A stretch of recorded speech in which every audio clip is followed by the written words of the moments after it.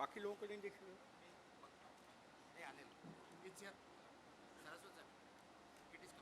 Okay, thank you. Honorable Minister for Road Transport and Highways, Shri Gadkari ji, Honorable Shri Ajay Bhatt ji, Minister of State for Defence, Secretary Coal, Shri Meena ji, CMD Western Coal Field, Shri Prasad ji, and all the dignitaries on the dais, all the dignitaries of the dais, ladies and gentlemen. After listening to Honorable Shri Gadkari ji, nothing much can be said because he covered such a vast canvas of all the technologies which are needed for India's net carbon zero mission, reducing our usage of fossil fuels, making our country carbon free, and also utilization of coal, and utilization of coal for producing different products. I would like to give a technical view of what is happening as far as India is concerned, as far as coal is concerned. Just before coming here, while we were having tea, I was telling our Honorable Mr. Shri Bhatt that if India uses its entire quantity of coal for production of energy and other part of mobility, probably we will not have any requirement of importing any crude oil. Unfortunately, we did not pay as much attention as we should have paid, and we have this syndrome that today we keep on importing the crude oil. The graph here shows that we are using about 49.3% power is being produced from coal, 28.1% from oil, and 6.7% from gas. And that is the energy consumption also given there. Fossil fuel, which we are using today for producing energy, is 84%. Renewable energy and nuclear energy about 16%. What is the scope? 361 billion tons of coal resources are estimated by the Geological Survey of India up to a depth of 1200 meters. G9 and G14 grade coal resources around 170 billion tons. In the current financial year, our total production, that is 22 up to April to December 23, has been 665 million tons. And we expect that by about 2030, Secretary Coal is here, Coal India Chief is here, we will have coal usage going to almost about 1192 to 1325 million tons. Now all this, why we need this? Because our energy demand is increasing every day. It has tripled over the last 3 decades. And we expect that by 2047, we will be needing 5,650 terawatt hours of energy. That is the prediction which Niti Aayog has made. And by 2070, we will need about 18,900 to 22,300 terawatt hours per year of energy. And coal will play a dominant role and share in primary energy to remain even in 2047, when we are talking of net zero scenario in 2070, will be about 29%. But the way we are using coal, if we continue to use the coal in the same way, then the people who are talking of sustainability, the people who are talking of net carbon zero, they will not be happy. So the conventional ways of utilization of fossil fuel will see a complete paradigm shift, aiming for increased efficiency and cleaner approaches for using coal, and we call it at net zero targets. So there is a definition, there is a definite role that we have to reimagine the use of coal. We have to make products from coal, use the coal resources more effectively, even use the ash which comes out of the coal, and make many other byproducts. If you take coal, and coal is used in various manufacturing plants, whether it's a cement plant or the structural materials or carbon nanomaterials, any of these things, we use coal for generating power or for process industry, like the steel plants and so on. In the power plants, we are using coal for producing power and steam. If we do gasification, then we can do chemicals, fuel, power, and hydrogen. And even for when we do coal mining, we can get shale, clay, mine drainage, sludge leachate, and if we reuse them, then we can get rare earth materials, critical minerals, and shale, etc. So there are multiple uses of coal. Even the ash which comes out from the thermal power plants can be utilized for making various byproducts. So coal is not something, even the least amount of coal will not be wasted. So there is a possible roadmap for the introduction of new technologies involving the utilization coal for energy. In 2020, we have been talking about improvement of the existing plants. What is the meaning of improvement of existing plant? All of you know that once upon a time we used to use subcritical thermal power plants with efficiencies about 25% and highly polluting. Now we are all talking of co-firing of coal with biomass. Now they are ultra supercritical boilers. If we now go for gasification of coal and combustion using oxygen, then we will be reducing the pollutants. And if whatever pollutants are there, predominantly among them is carbon dioxide. If we capture that carbon dioxide, we call it carbon capture, utilization and storage, then we can reduce the pollution completely. And from the coal gasification, as Honorable Gadkari ji was mentioning, we can produce hydrogen and many other products. So this is the pathway for using coal in the most clean manner. And the technologies which are used, that we should be able to produce not only the greenhouse gases, but also the non-greenhouse gases like NOx, sulfur dioxide, and particulate matter. You know what is happening in the winter months in the Delhi and other places. We have huge particulate matter which is causing pollution. All this can be removed if we use clean coal technologies. Reduce the consumption of coal, no doubt about it. Reduce the non-greenhouse gas emissions and use carbon storage and capture. For the reducing coal consumption, we should use better technology like advanced ultra supercritical technology. I want to tell you, government of our various R&D departments like NTPC, BHEL, BRC, and others have joined together, and today we have developed advanced ultra supercritical facility of coal combustion, which will give you 47 to 48% efficiency and also reduce the carbon dioxide emissions by about 45%. And if that, along with that, if I can integrate carbon capture and utilization also, then the cost of power will come down because you will have revenue products like chemicals and sir was not in favor of fertilizers, but then today we are using coal for fertilizers also, but coal for chemicals. Coal can be converted, the syngas which is produced from coal gasification can be used for making olefins, making polyolefins and so many things which are very, very remunerative.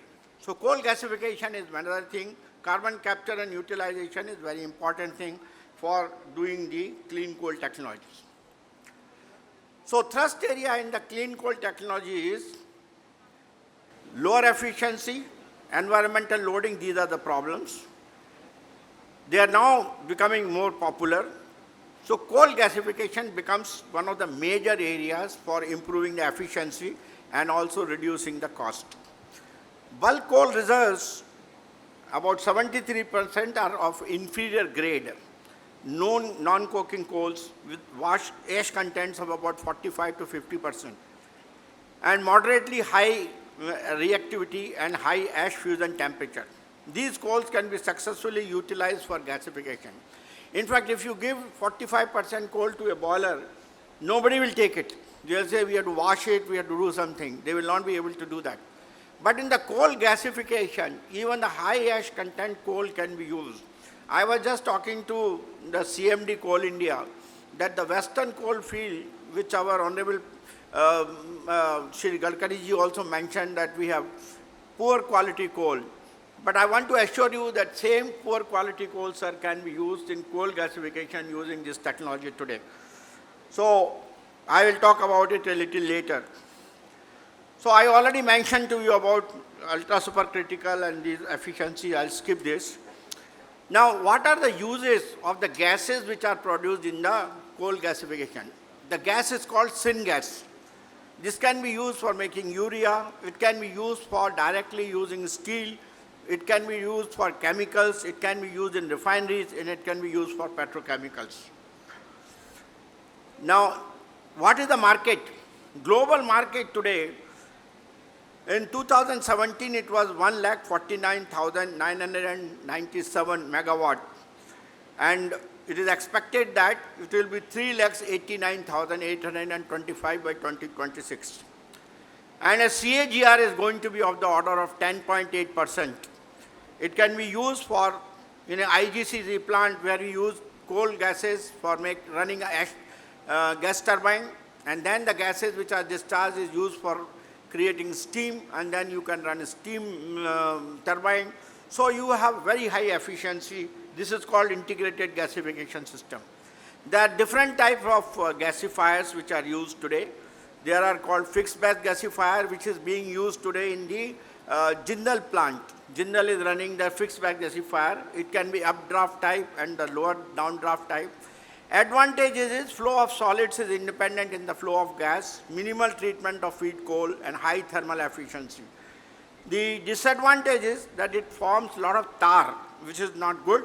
Oils and heavy hydrocarbons are produced, and which are also not good. And it also produces methane gas, which is not a good gas for as far as the pollution is concerned. We have worked on fluidized bed gasifiers, and these are gasifiers in which bed of the coal particles is suspended and the air is blown through that, and then you can get combustion. Diagram is shown here. In this, uniform particle mixing takes place, uniform temperature gradients are there, less gas cleanup is required, less capital cost is there. Disadvantage is particle entrainment takes place and lack of current understanding of the process as on today. The most important thing which is used today in most of the Chinese gasifiers is the entrained flow gasifier. And this is also suitable for high ash content coal. The only disadvantage is there is that high energy consumption, because the temperature in this case has to be 1600 to 1500 degrees Celsius. And slagging also takes place, but advantage is very high, ability to handle practically any type of coal. Syngas is free of oils and tars. That is the kind of advantage it is there. So there are large number of advantages, disadvantages of fluidized bed, entrained bed, and all that. I won't go into details of that, but to give you a picture of that, the best technology, gasifier type, if you take in the ranking, don't worry about the colored dots. Entrained flow gets the number 1 rank. Bubbling fluidized bed gets number 3 rank. Circulating fluidized bed gets number 2 rank. And the twin bed and the plasma, they get 3 and 4 respectively. So based on comparison, entrained flow gasifier is ranked number 1. But circulating fluid gasifier is best suited for biomass co-firing. That is what we would like to do that. So, to selecting gasifiers for those of you who are wanting to set up a gasification plant, you should make a moving bed. Fluidized bed gasifiers are not suitable because limitation on the pressure range, poor quality of syngas, handling of large quantity of ash. Entrained flow gasifiers could be suitable option for Indian coal, as I mentioned to you. But what I would recommend that fluidized bed gasifier, the technology which has been developed already in India, is best suited for the high ash content coal, suitable for high ash, better heat and mass transfer, amount of tar is minimum, large variety of fuels can be handled, technology does not involve moving parts, moderate gasifier temperatures, large fuel inventory provides safety, product consumption is steady, and so on. Initiative on surface coal gasifications, which I think our secretaries have also mentioned.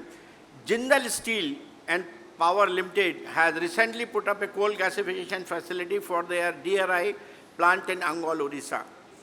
Coal India Limited, GAIL India, Rashtrasant Chemical Fertilizers, and they are formed a joint venture to build a new coal gasification-based fertilizer complex, ammonia urea complex at Talcher. And the greenfield plants which are in the offing under the new policy which the government of India has just announced, which was described by Mr. Meena just now, will be in West Bengal, Mahamaya coal mines, and Chandrapur, Maharashtra. These are the three places where it will be.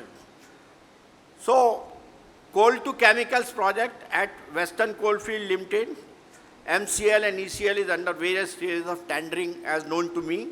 Lignite to methanol and DME project at Kodalur at NLC, again Honorable Gadkari ji mentioned about it, it's also in the advanced stage. Implementation of surface coal gasification is aimed to enhance utilization of coal reserves. CIL subsidiaries like WCL, MCL and ECL have planned the gasification projects and they are at various stages now. Ministry of Coal aims at gasification of 100 million tons of coal by about 2030 as per the National Coal Gasification Mission.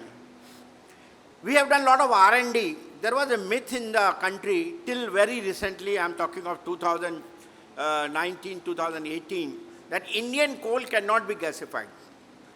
There used to be, everybody has practically given up on that.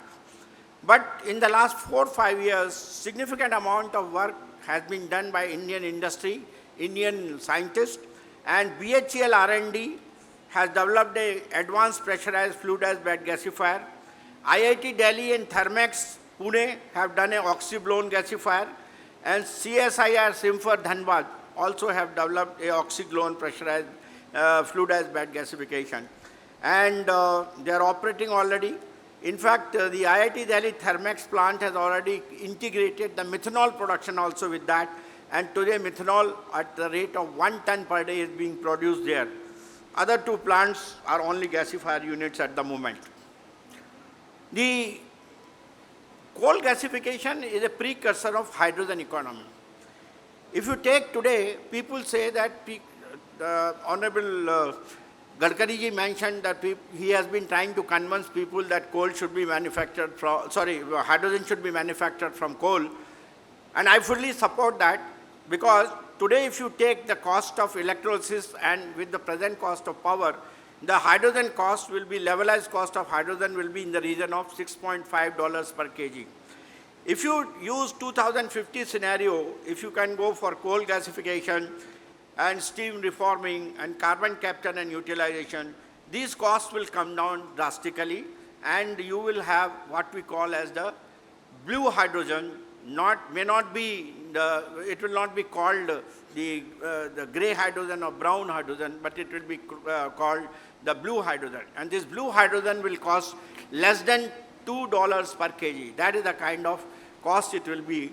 Now, only thing is all the coal gasification plants which we are planning today should be integrated with carbon capture and utilization facility that will ensure that the carbon dioxide emissions in the atmosphere are minimum.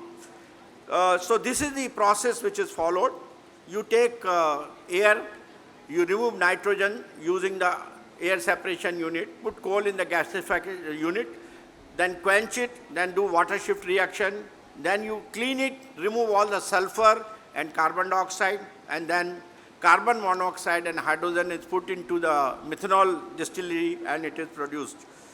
In this case, sulfur is reduced to less than 0.1 ppm. Impurities such as chlorine, HCl, nitrogen, ammonia, and unsaturated hydrocarbons also come down to less than 0.1 to 3. So in that case, what Honorable Gadkari ji was mentioning, that methanol production and usage of methanol in mobility and others reduces emissions by more than 45 to 50%.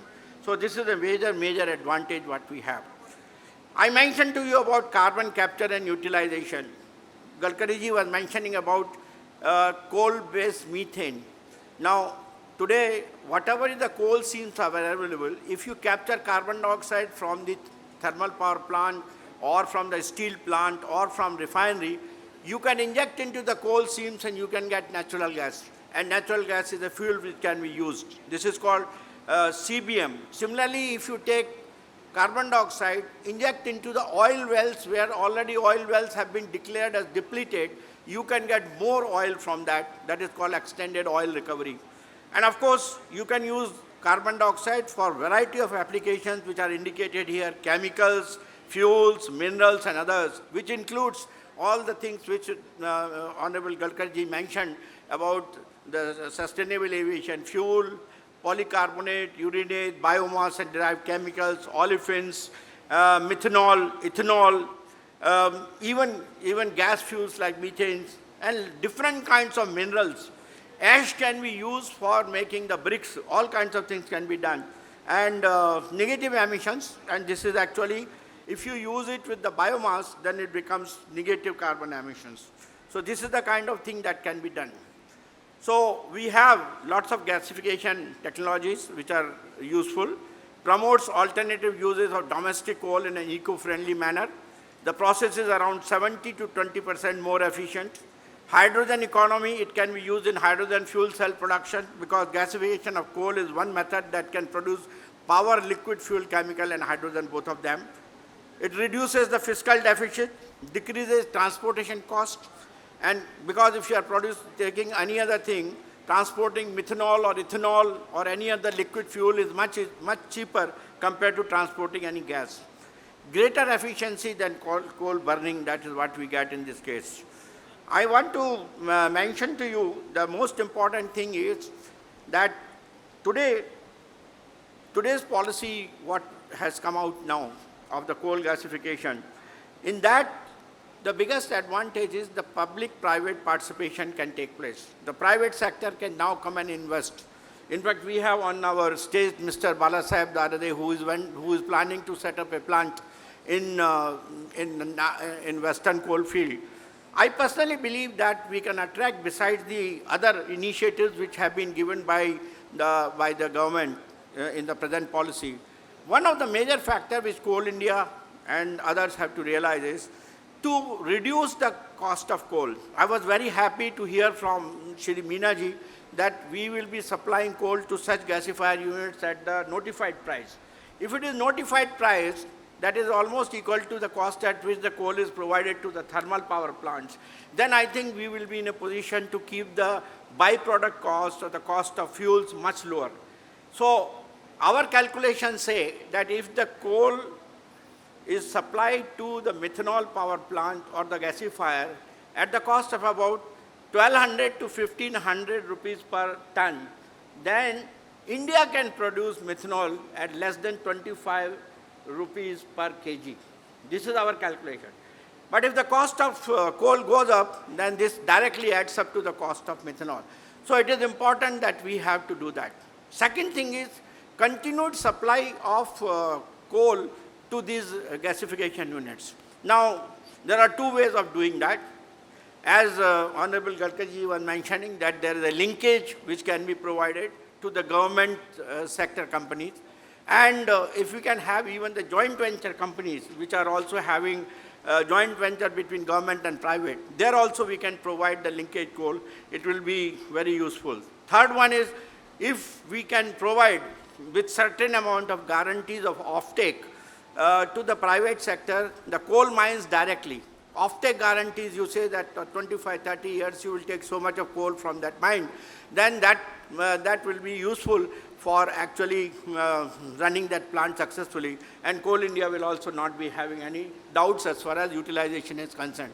So some of these features, if we can bring it, in addition to the policy which has been now identified by the Government of India, I'm quite certain that coal gasification has a major thing that can be achieved, and we will be able to achieve what we are talking of, sustainable coal gasification to produce sustainable fuels, sustainable aviation fuel, methanol for mobility, methanol for marine applications, methanol for chemicals, methanol for any other application like electricity generation and so on. So methanol can be done, ethanol can be done, aviation fuels can be done, all of them can be done. There are certain issues which needs to be solved technologically, but today in India, all our gasifier technologies are presently being based on the imported technology. For example, the Talcher project is coming on the shell technology or air product technology. So we should now use these R&D jobs which I had mentioned. These technologies should be now taken to a commercial scale. Today they are 1 ton per day. I'm quite certain that 100 tons to 300 tons to 500 tons plant, which BHEL is planning along with that, will certainly pave the way for making use of the indigenous technology for coal gasification. This will certainly reduce the cost of capital cost, because if you take the cost of the imported technology, it is in the region of 7,000 to 8,000 crore for something like 3 million tons of product.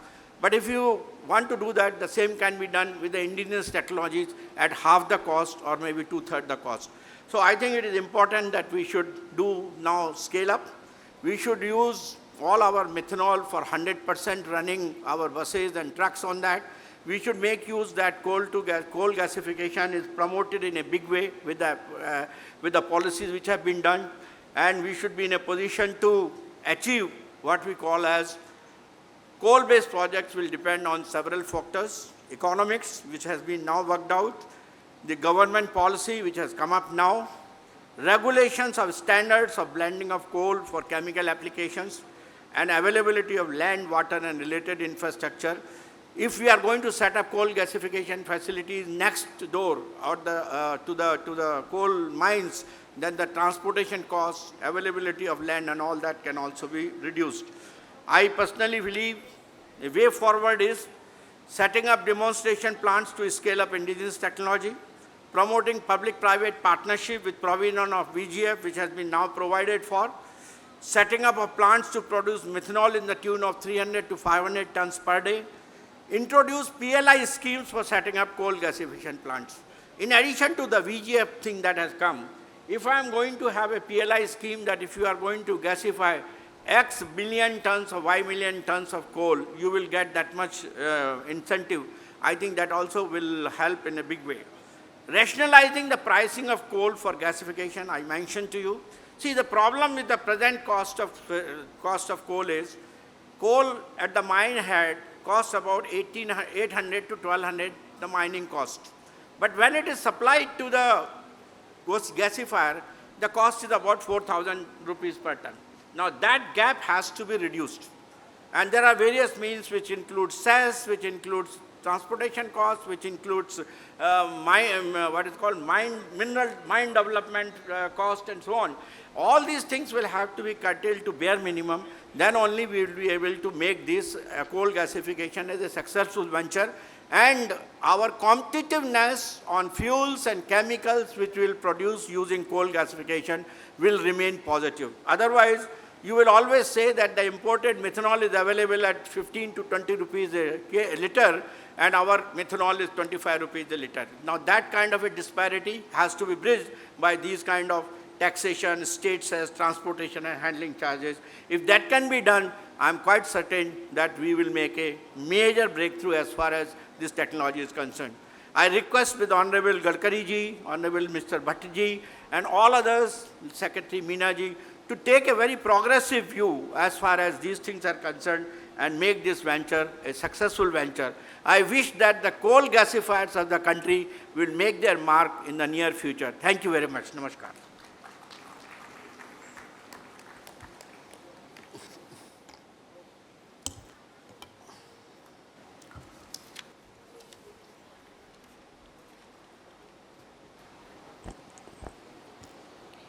बहुत बहुत धन्यवाद sir. Padma Bhushan doctor Vijay Kumar Saraswat जी का अभ्यासपूर्ण विवेचन अभी आपने सुना। इस पैनल डिस्कशन को हम कंटिन्यू करेंगे। फ़िलहाल इस पैनल डिस्कशन के बीच में कुछ MOU साइन किए जाएंगे। उसके पहले सीपी गुरनानी जी यहाँ पर विशेष रूप से उपस्थित है। उनका स्वागत करने के लिए मैं रवि बोरटकर जी से निवेदन करती हूँ। C P Gurnani, former MD Tech Mahindra and chairman governing board IIM Nagpur.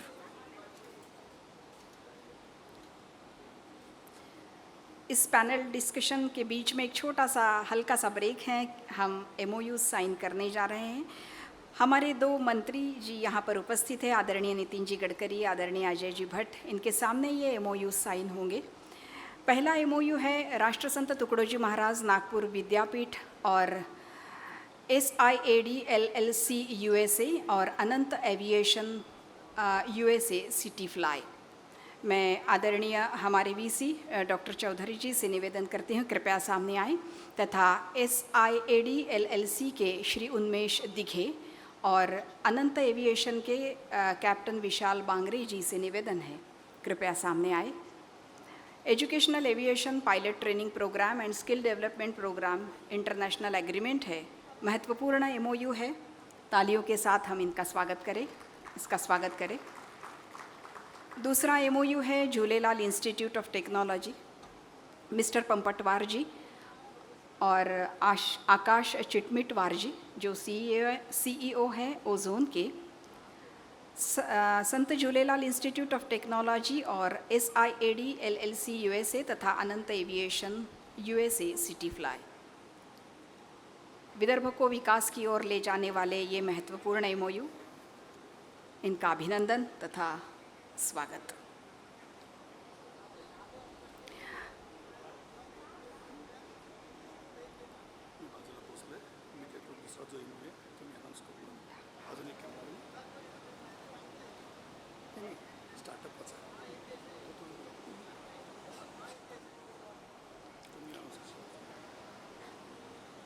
और एक एमओयू है एमओयू बिटवीन नागपुर दाल मिलर्स क्लस्टर प्राइवेट लिमिटेड तथा GFI इंडिया लिमिटेड के बीच।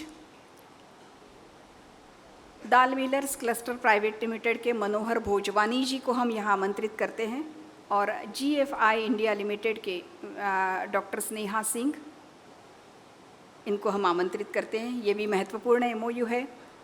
The good food institute India GFI is the central expert organization working on smart protein. और एक MOU है MOU between diet foods international SEZ Mihan Nagpur with APIC alternative proteins innovation centre. Manohar Bhojwani ji तथा प्रणेश श्रीधरन जो chairman है APIC के, इनको भी हम यहाँ आमंत्रित करते हैं। ये दो एमओयूज़ जो महत्वपूर्ण हैं हमारे रिसर्च ओरिएंटेड तथा विदर्भ को विकास की ओर ले जाने वाले। आप सबका बहुत बहुत धन्यवाद। तालियों के साथ इन एमओयूज़ का हम स्वागत करें।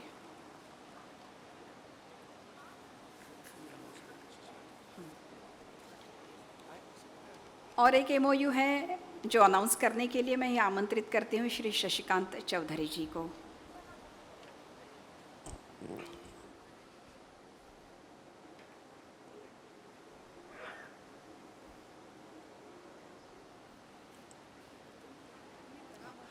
एक स्पेशल एमओयू भी साइन हो रहा है। हमारे जो कल सीड फंड्स यहाँ पे आए थे और काफ़ी स्टार्टअप्स को हमने शोकेस किया था, तो उसमें 3-4 जो फंड्स है उन्होंने कमिट किया था। तो आज एक फंड है हमारे कैरेट कैपिटल के, सप्लाई चेन और जॉब्स में वो फोकस करते हैं। हमारे एक नागपुर की कंपनी है ट्रैक्टर सेवा जो IIM में इंक्यूबेटेड है, उनको 1 करोड़ रुपीस का इन्वेस्टमेंट सब्जेक्ट टू डिलीजेंस अभी दिया जा रहा है।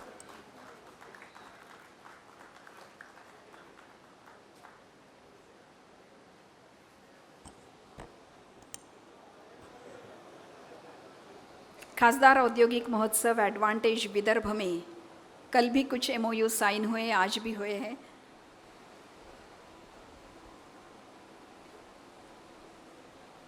महत्वपूर्ण और अभिनंदनीय बात है। आप सबका बहुत बहुत आभार, मान्यवरों का आभार, धन्यवाद। इस पैनल डिस्कशन को आगे बढ़ाते हुए मैं फिर एक बार श्री MK सिंह इनको यहाँ आमंत्रित करती हूँ।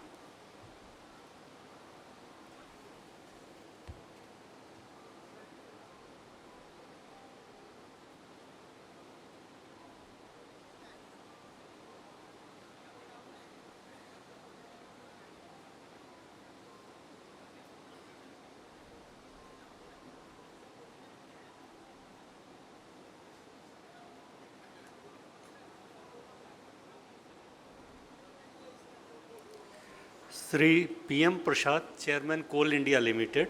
Prasad Sahab is a postgraduate mining engineer from Indian School of Mines. With experience of about 4 decades in coal mining, Sri Prasad underlines his twin priority areas as achieving the 780 million ton output target of financial year 2024 with all efforts and means available, and on the supply side ensuring uninterrupted and quality coal flow to power sector and all coal consuming sectors. Till December end, CIL's production registered a growth of 11% over same period last year, in line with the required rate. Supplies to power sector were 8 million ton higher than the committed quantity of that period. We welcome you, sir, for your address.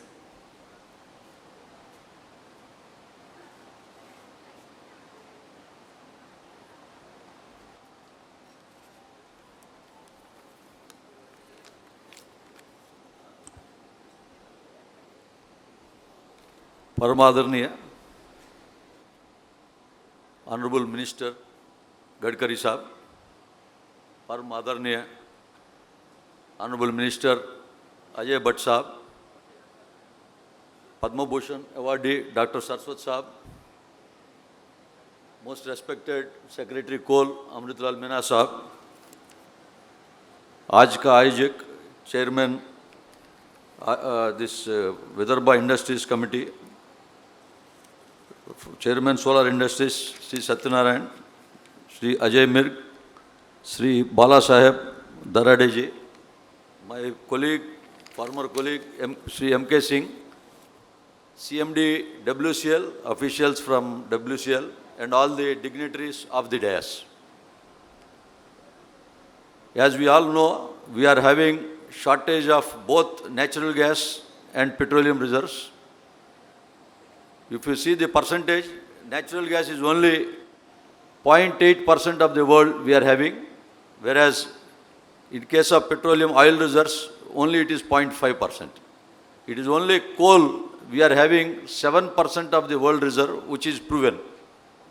Hence, the necessity of diversifying to coal gasification is very much essential, and coal gasification leads to the cleaner coal technology. Normal traditional coal production, anyhow we are doing Coal India. So Coal India recently started diversification. One particular line is this coal gasification. And I must appreciate Team WCL has gone for a tender. However, 2 parties pre-NIT, they have come. One is Air Products, one is JSPL. They have continuously persuaded, asked for the time extension. Somehow they could not drop. That was a boom model, built, own, operate. Directives from Honorable Minister Coal and Secretary Coal to change the model, as we didn't get the bids from boom model to lump sum turnkey, or we invest, and operator should come with technology, with experience. They should come and bid and establish the coal gasification technology. In coal gasification technology, 2 main challenges. One is technological advancements going, and second is financial. As we have seen from Niti Aayog members, honorable members' presentation, both these incentives also have to be given. There is a viable gap funding. For one project, 1350 crores is being given as a this support. But mere 1350 crores may not be compensatory for a viability of a project to come. For a project to come, we need other PLA also. Other, as Secretary Sir has told, coal availability and ensuring the coal to the gasification plant, whichever comes, and it should be near the pithead only. In WCL, we are planning in near pithead. In Mahanadi coal gasification, it is Lakhanpur field, it is also pithead. In ECL also, the coal gasification is in pithead. In Lakhanpur mines, we are going with BHEL as 51-49 partnership. BHEL is bringing the technology, and both the Coal India board and BHL board has passed. So we are looking forward for proving this coal gasification into a reality. In the last 2 years, we are working on it. I am very much confident in the coming years, both at Lakhanpur and at WCL, Mahanadi, WCL and ECL, all the coal gasification projects which have been planned will come into existence. Similarly, in CBM, as the Honorable Minister was pointing, generally CBM, this gas reserves are there in Jeria and Raniganj coalfield and some part in North Karnpura and Sohagpur, where Reliance, SL, GE, people, 3 companies are working, and one area we have identified in Raniganj coalfield, 20,000 square kilometer, which will be brought to the auction very soon. CBM player can come. Similarly, as mentioned by the Honorable Minister, for this Tadoba forest, if any such reserve is existing for CBM, definitely we will take it to CMPDL and we will see that anything of such nature which can convert CBM where coal mining is not possible, that will be studied. Similarly, this abandoned mines, we will study, and for the giving land on leasing, any chances from abandoned mine on revenue sharing, if any player comes, invests, so abandoned mines can be given. Other than this, as I told, in this coal gasification, it is in advanced stage, BHL. The project is going to, by December end, we may go for NIT in BHL in Lakhanpur. If a Indian company, if it comes with the technology, I am sure then only mass number of units it can turn out. So if BHL can make the project successful with their technology, then I am sure coal gasification will be a success venture. Seeing the energy mix also from 2024 to 2050, in 2050, we have no option other than to go with coal gasification, coal to liquid. In WCL, coal to ammonia nitrate. Once if you can bring this ammonia nitrate from coal successfully, we can use it to our own explosive manufacture. We can give it to IOCL on back-to-back basis, and with that, our internal consumption of explosives with this ammonia nitrate, it can be a game changer. Similarly, culture fertilizer, where urea is the byproduct, it is almost at the stage of 48% completion. By 2026 December, culture coal fertilizer will be starting their production in the financial year 27-28. We can start coal to urea. That can be also a game changer, where the GAIL is a partner with Coal India, GAIL, RCF and FCA. So that is one culture coal fertilizer is there. So besides this coal gasification, 3 plants, we are 3 projects we are identified. And any private player, as Honorable Minister was mentioning, public-private partnership, we are ready, we are open for this development of Vidarbha. You all know from the last 49 years, WCL with very limited resources, in 49 years, hardly 4 to 5% of the country's reserves are there in coal, but still it contributes, it is doing 68 million ton. Almost 1/10 of the Coal India production it is doing.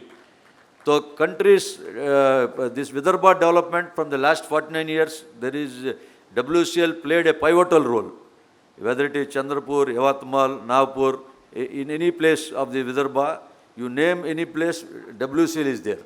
So definitely with WCL in the driver's seat, Coal India will definitely back whatever project with any public-private partnership or this coal gasification or future any other R&D activities also. If any institute from Vidarbha, whether it is NIT, Nagpur, whether it is NIRI or IIM, any institute from this region, if it comes for R&D on coal gasification or anything coal to methanol or whatever may be, the byproduct, Coal India is ready to sponsor that project and we will take it forward.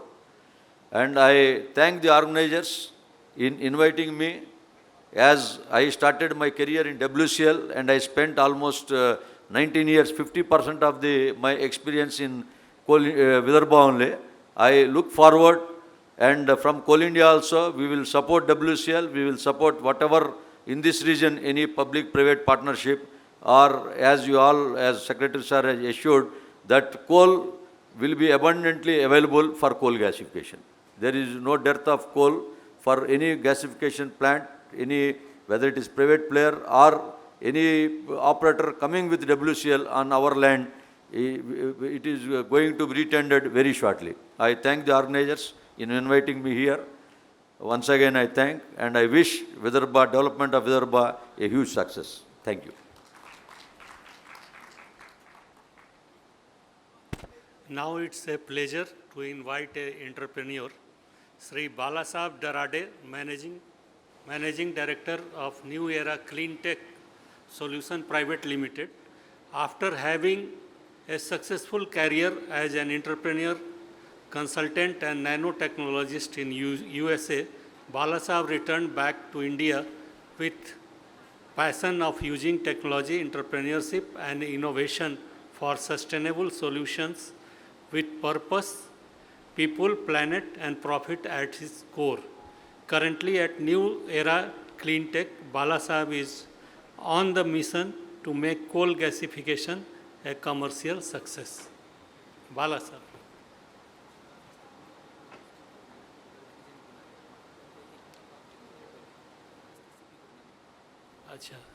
As asked, I have got privilege to invite Sri C.P. Gurnani, Director of Chairman of IIM Nagpur.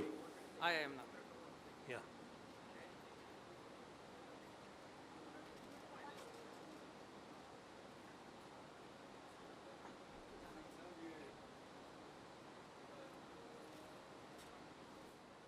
Hi, good afternoon, everybody.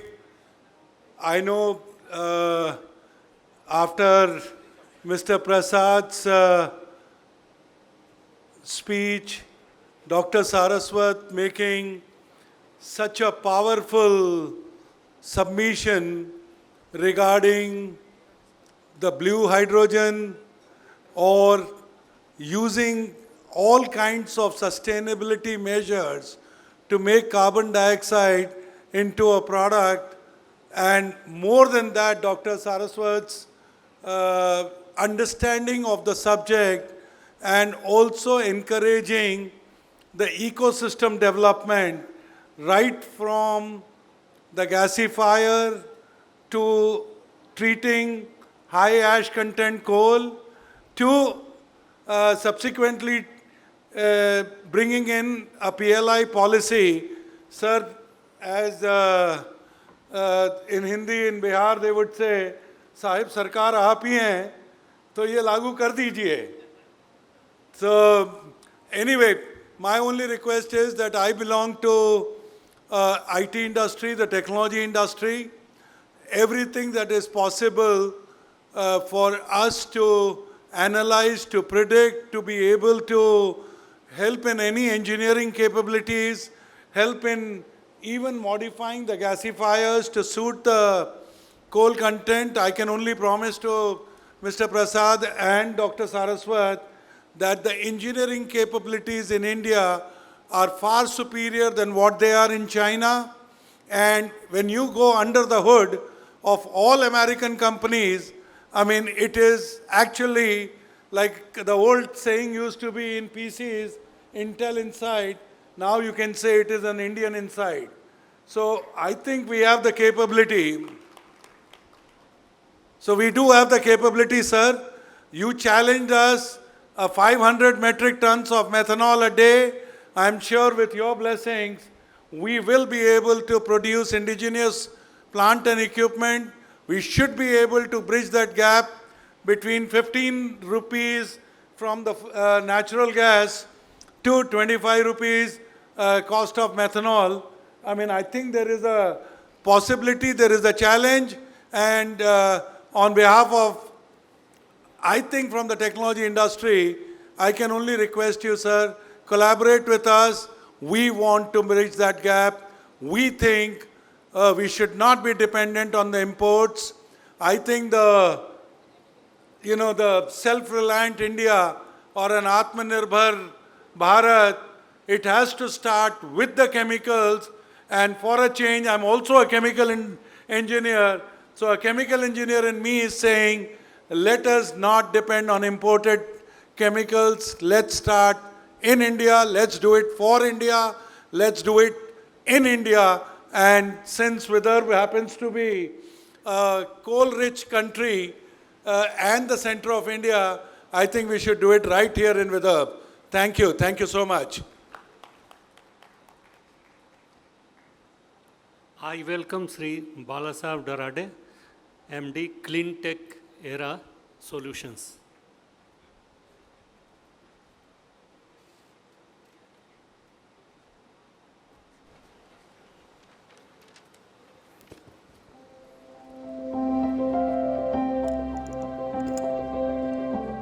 India's challenges in becoming Atmanirbhar Bharat, self-reliant India, are many. High level of imports of chemical feedstock and urea. Price fluctuations in the international market leading to inflation. India's commitment towards NDC under Paris Agreement 2016. Coal gasification presents a great opportunity for India's transition to Atmanirbhar Bharat. It is not only a clean technology but makes use of India's vast unexplored coal reserves. Coal gasification produces syngas, which is converted to produce clean and economically attractive chemical feedstocks such as hydrogen, methanol, DME and many others. Along with carbon capture, usage and storage, CCUS, it can cost-effectively decarbonize the industrial sector. Coal gasification को भारत की आवश्यकता के अनुसार innovation के साथ कैसे आ सकते हैं, हमने प्रयास करना चाहिए. We are a passionate organization with a singular focus to set up the gasification plants in line with the national mission.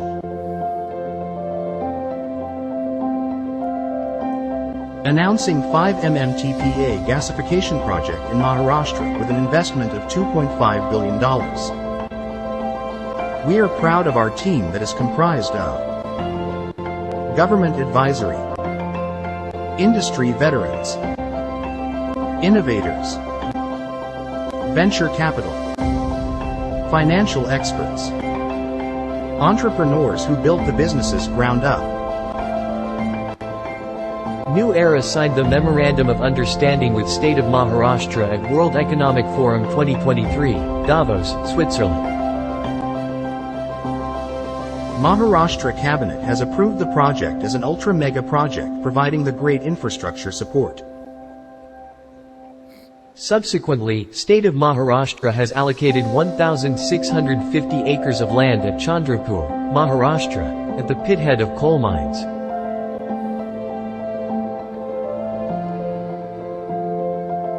National Environmental Engineering Research Institute is conducting the environmental impact assessment for the project. New Era is set to receive the clearances by December 2023.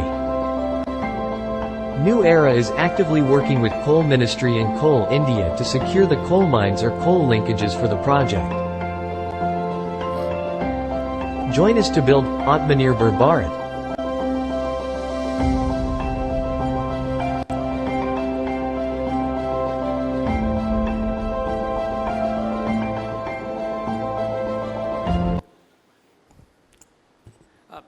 Thank you very much for watching the video and introduction. So, Honorable Mr. NitinGadkari ji, he has been our guiding force to start this project. In fact, the history of this project is 2016-17. Mr. Gadkari ji had supported us and showed that showed the pathway for coal gasification. That time we were talking about coal to urea. So we started with that. But due to a lot of, till that time there was policies and support was not that much in place, but since then he has been guiding us. Honorable Minister Ajay Bhattji, our guru in coal gasification, Padma Bhushan Dr. Saraswatji, he's the chairman of National Coal Gasification Mission Steering Committee, and he has been helping, and we saw his amazing presentation. So there is nothing left in terms of technology and that we need to talk about, and he has been guiding us to further.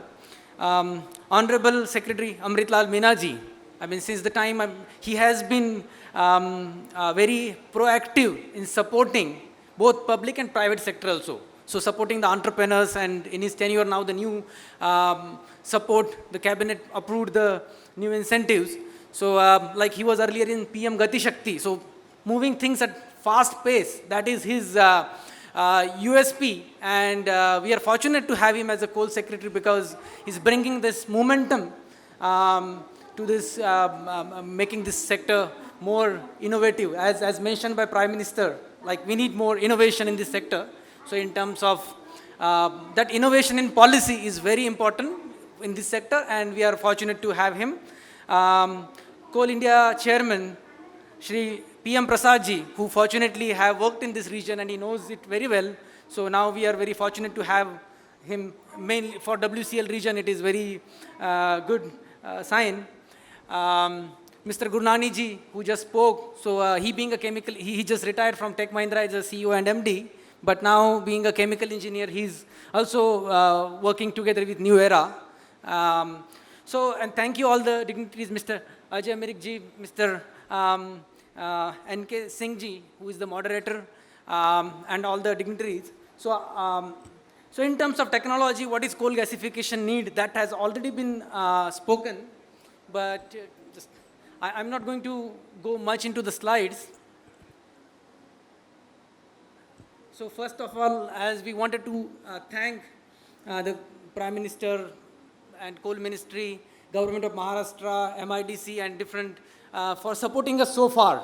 So and the recent cabinet announcement. So from private sector as entrepreneur and from industry, this is very important milestone, and this is the best time. If not now, then never. This is the time. If we don't do a coal gasification right now, because when world is moving, talking about more sustainability, clean, and moving away from coal, so finding the alternatives use of coal. So this is the best time in terms of the policy environment. So that's what we feel, and we appreciate it very much. This is because we have been trying to work for a couple of years in this sector, and we feel this is the best time for industry and more entrepreneurs to come and join hands. And that is like we are together working on this national mission. So as also mentioned by Dr. Saraswat earlier, like coal gasification plus CCUS. So that is the future that we are looking into. So we are talking about coal gasification based blue refineries. So that is the future that we are seeing in looking into that way.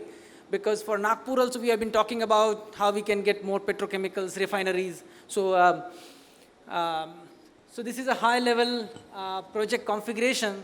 I'm not going to go much more into details because we have already spoken different products that can, there are so many products, hydrogen, ammonia, ammonium nitrate, DME, we are looking very keen on DME, and ammonium nitrate, acetic acid.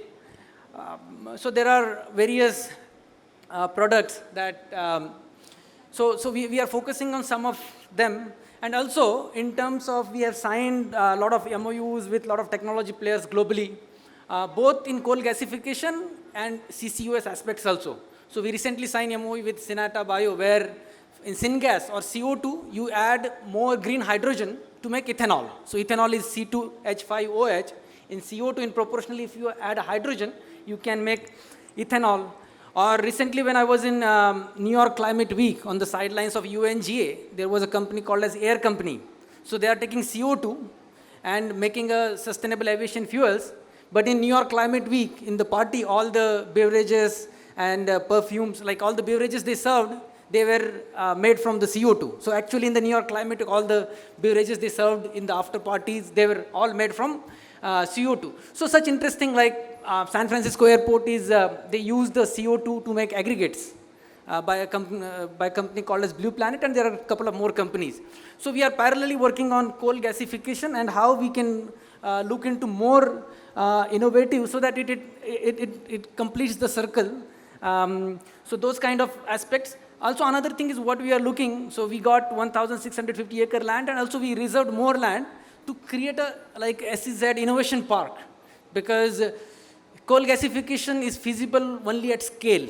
That has been, I mean, if India has to catch the bus, the target which is 100 million metric tons, so that is the right vision, and this 100 million metric ton, we should like divide into some zones. So let us say in WCL, we are like, we put like, let us say 10 million, 20 million.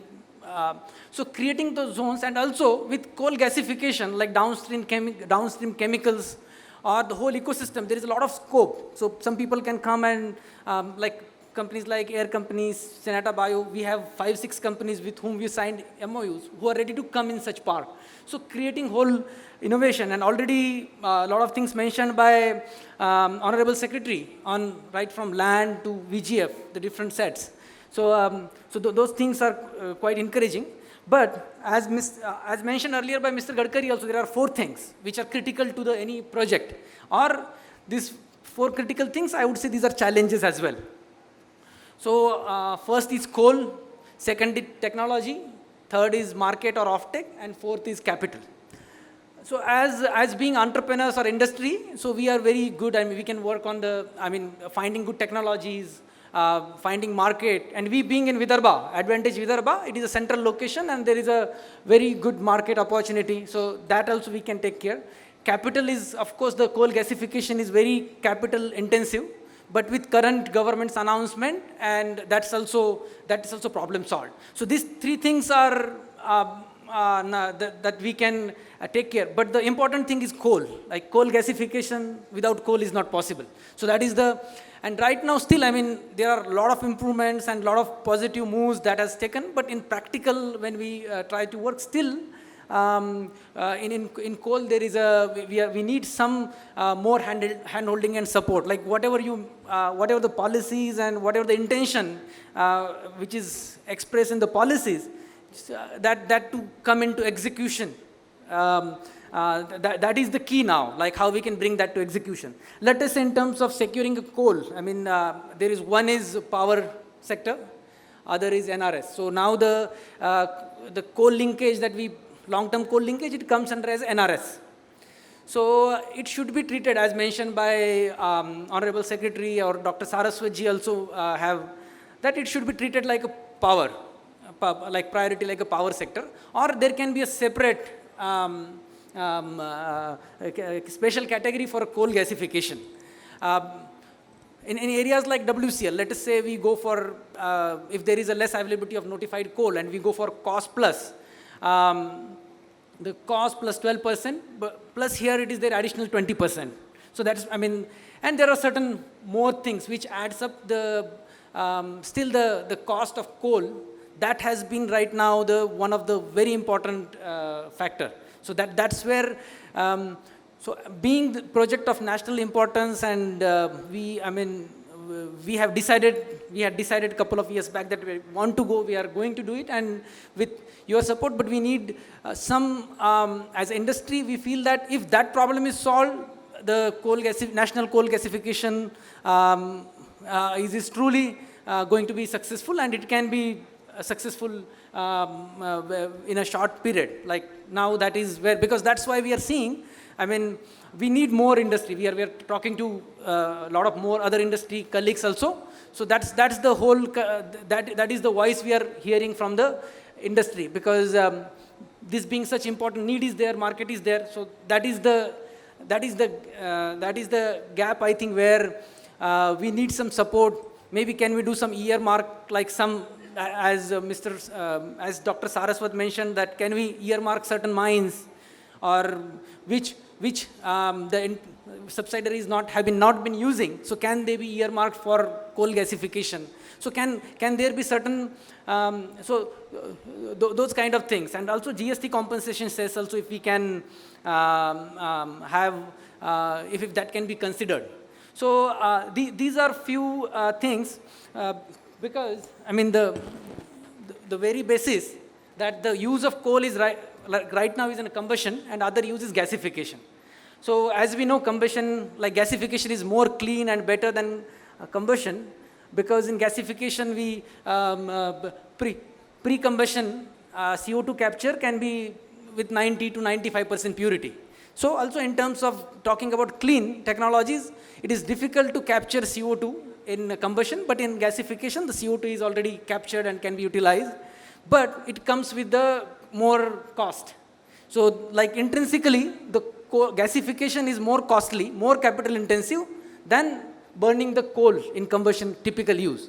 So what we think that there should be at least like a level playing field, because now if coal is given to power as a priority sector which comes, so at least if not lower, there should be a level playing field for gasification.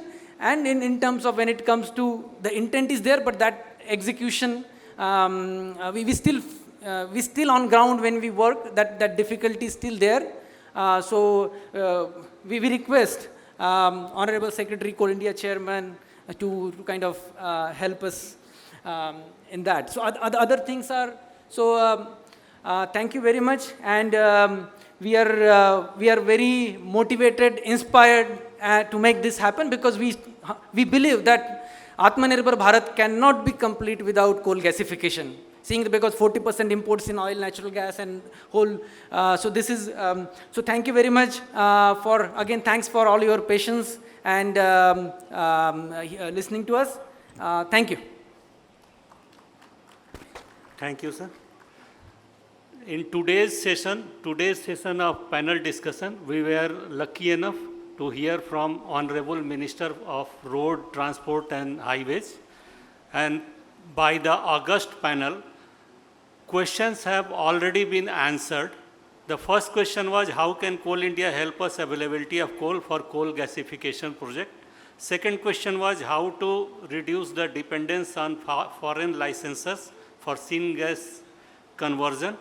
Third question was steps to develop the market and transport of the project. And fourth question was further R&D efforts in coal gasification. As such, most of the questions have been answered. As a customary, I wish if anybody in the audience can pose one or two questions. So if not, Secretary Cole and our esteemed guest have to move further for their flights and other details. I invite Sri Ajay Mrig Saab for vote of thanks.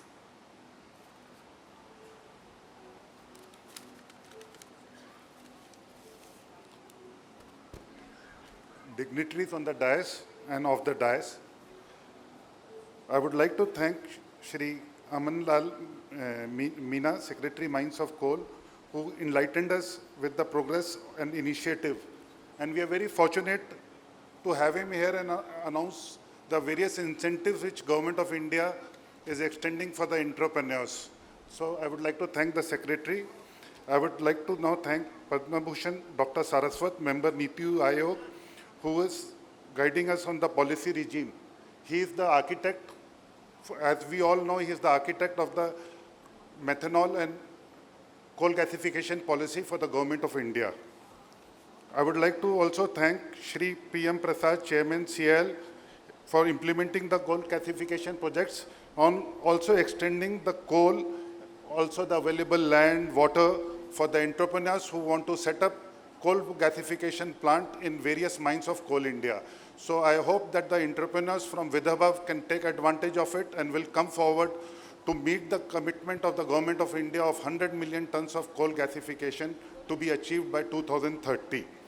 And last, I would like also to thank my friend Bala, who is an entrepreneur and who is setting up a plant here in Vidarbha, in Chandrapur district, and his contribution towards the panel discussion. And also, I would like to thank Shri NitinGadkari ji. He had to leave early, Minister of Road Transport, who has made this event possible through Khasdar Udyog Mahotsav. Thank you everyone. Thank you from behalf of AID. आमंत्रित करते हैं, आप सभी से निवेदन है कृपया आप बैठे रहें। इस पैनल डिस्कशन में भी आप हमारे साथ सहभागी हो। वीडीपी के सभी स्पीकर्स को मैं आमंत्रित करती हूं और इस प्रोसीजर को आगे ले जाने के लिए आमंत्रित करती हूं doctor VR Sirsat, joint director MSME DFO. मैं सभी जो यहाँ पे उपस्थित सीपीएसयूज के अधिकारी है, स्पीकर्स है, उनको डायस पे निमंत्रित करता हूँ, जिसमें Shri Sachindra Navgan ADGM, Indian Oil Corporation, Indu MB madam, Midhani Hyderabad, Shri Harshvardhan Dave, DGM, BDL Hyderabad, Shri Manish Srivastava, joint general manager, ordnance factory Ambajhari. आप सभी कृपया डायस पे आइए। Shri Pradeep Chauhan, DGM, Hindustan petroleum corporation limited, Mumbai. और एमएसएमई डीएफओ नागपुर के डायरेक्टर श्री पीएम पार्लेवार, इनसे भी मैं निवेदन करता हूँ कि वो डायस पे आए और ये वेंडर डेवलपमेंट प्रोग्राम जो है, इस प्रोग्राम अपन चालू करते हैं। Please come on dais. All this speaker, including other speakers, there are total 15 CPSUs are participating in this program. So please come all speaker on the dais. All vendor development program speakers on the dais. और जो participants है उनको भी मेरा आग्रह है कि कृपया ये एक अच्छा सेशन है जिसमें कि बहुत से बड़े अधिकारी जो कि मुंबई, हैदराबाद और बाकी जगहों से आए हैं, तो इनको सुनिए ताकि आपको पता चले कि मार्केट अपॉर्चुनिटी कहाँ पे है। आप जो बनाते हैं, माल जो बनाते हैं, वो कहाँ आप बेच सकते हो। तो मैं सभी जो अधिकारी है सीपीएसयूज के, उनको डायस पे आमंत्रित करता हूँ। और ये सेशन जो है, ये करीब 15 सीपीएसयूज है और इसे दो टाइम स्लॉट जो दिया है आज का ही दिया है, तो इसलिए सभी सीपीएसयूज का जो प्रेजेंटेशन है करीब 15 से 20 मिनट का रहेगा, ज़्यादा नहीं रहेगा। और ये फॉर्मल इनॉग्रेशन अभी 5 मिनट सिर्फ फॉर्मल इनॉग्रेशन के लिए रहेगा और उसके बाद में प्रेजेंटेशन जो शेड्यूल बनाया है वो शेड्यूल के हिसाब से प्रेजेंटेशन यहाँ पे होगा। तो मैं ये फॉर्मल इनॉग्रेशन के लिए जो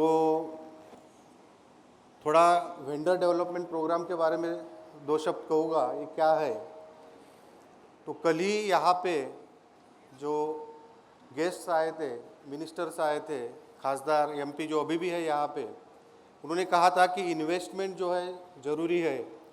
विदर्भ में इन्वेस्टमेंट आती है, बड़ी बड़ी कंपनियाँ आती है, तो रोज़गार निर्मित होती है और रोज़गार निर्मित से है प्रॉस्पेरिटी बढ़ती है। तो ये जो है रोज़गार निर्मित, इसके लिए जब जो भी कंपनियाँ आएंगी, तो कंपनियाँ कब आएंगी, जब उनका वो जो बनाया हुआ प्रोडक्ट है, जो प्रोडक्ट हो या सर्विसेज हो, वो बिका जाएगा, उसका सेल्स होगा।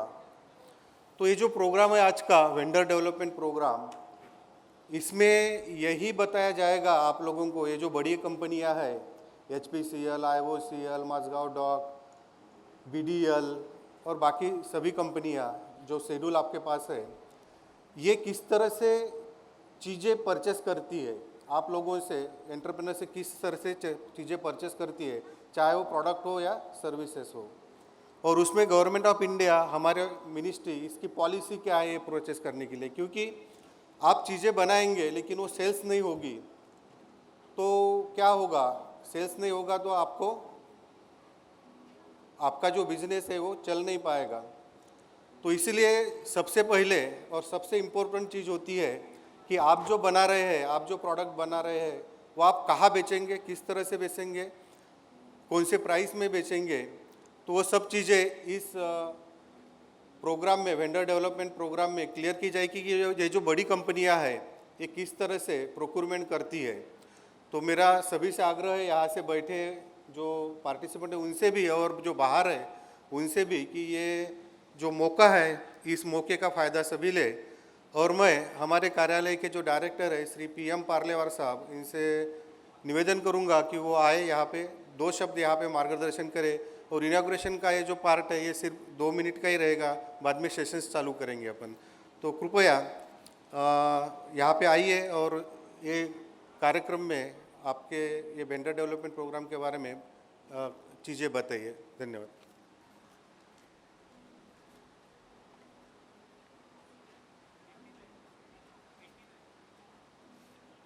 धन्यवाद। ये खासदार औद्योगिक महोत्सव के संकल्पना के जो जनक हैं माननीय श्री नितिन गडकरी साहब, हालांकि वो डायस पे नहीं है लेकिन वो यहाँ उपस्थित है, उनकी उपस्थिति निश्चित ही हमारे लिए बहुत सराहनीय है।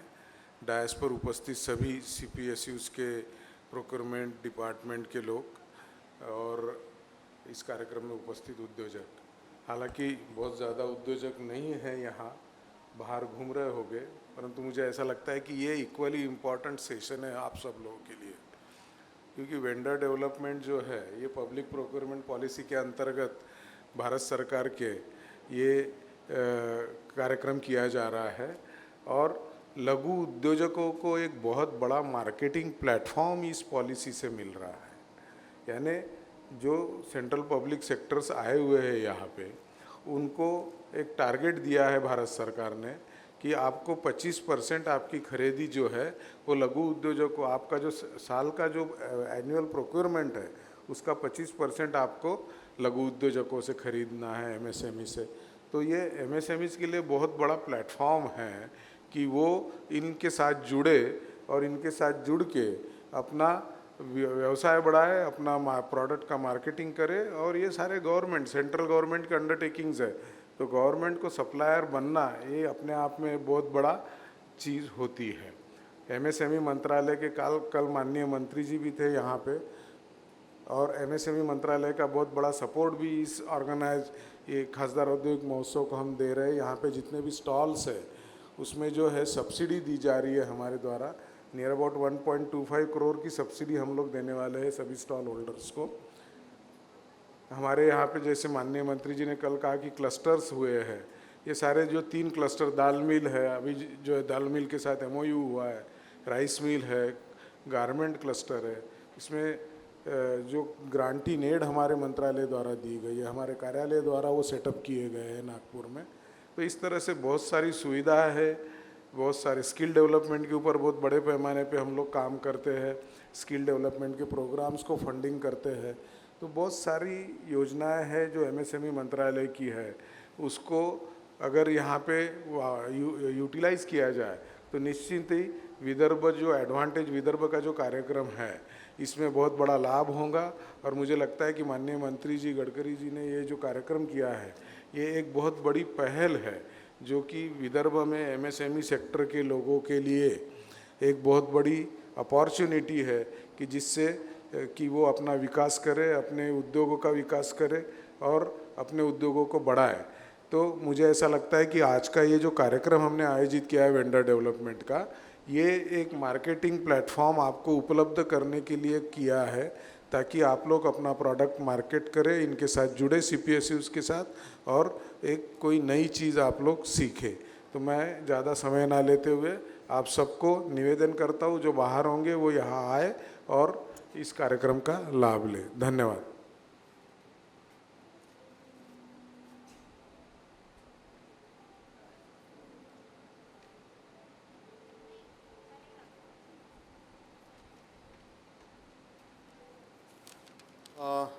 वेंडर डेवलपमेंट प्रोग्राम का जो पहला प्रेजेंटेशन है वो है IOCL का, Indian Oil corporation limited Mumbai. मैं श्री सचिंद्र नवनागे जी DGM कॉन्ट्रैक्ट्स, इनसे डायस पे इनवाइट करता हूँ और अपना प्रेजेंटेशन चालू करने के पूर्व पहले मैं उनको बुके और मेमेंटो दे के उनका स्वागत करूँगा।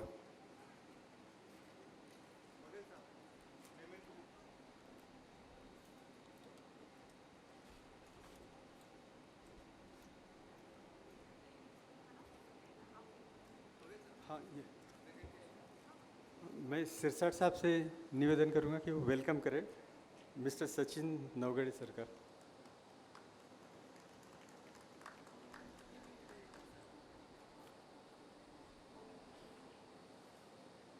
Thank you sir.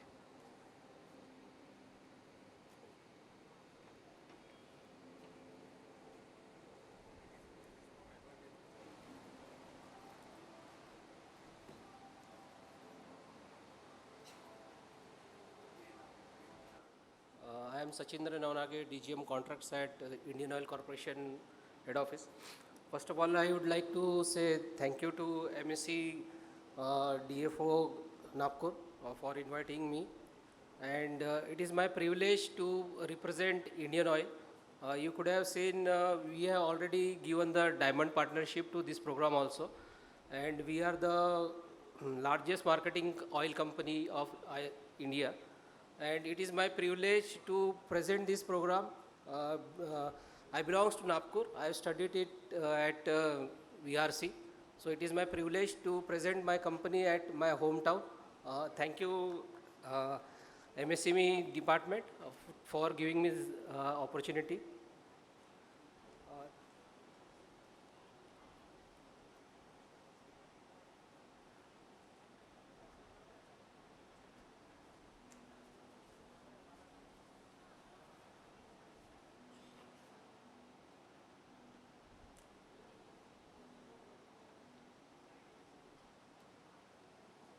थोड़ा क्लिक कर दीजिए।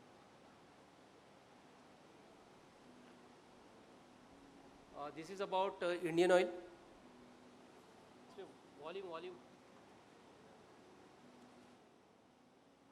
Actually, Indian Oil has been formulated with two companies, Indian Oil Refineries, and it was formulated in 1964. It shone the brightest. The fledgling company, led by a brave band of pioneers, grew steadily, breaking records every year to build a genuinely Indian answer to the nation's challenge of energy security.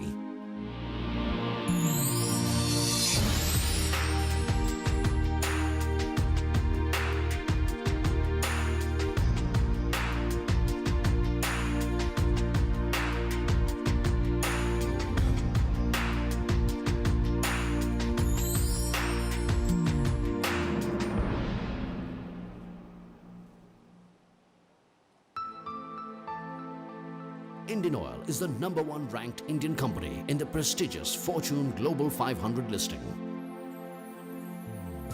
The company today is widely recognized for its leadership and straddles every link on the hydrocarbon value chain.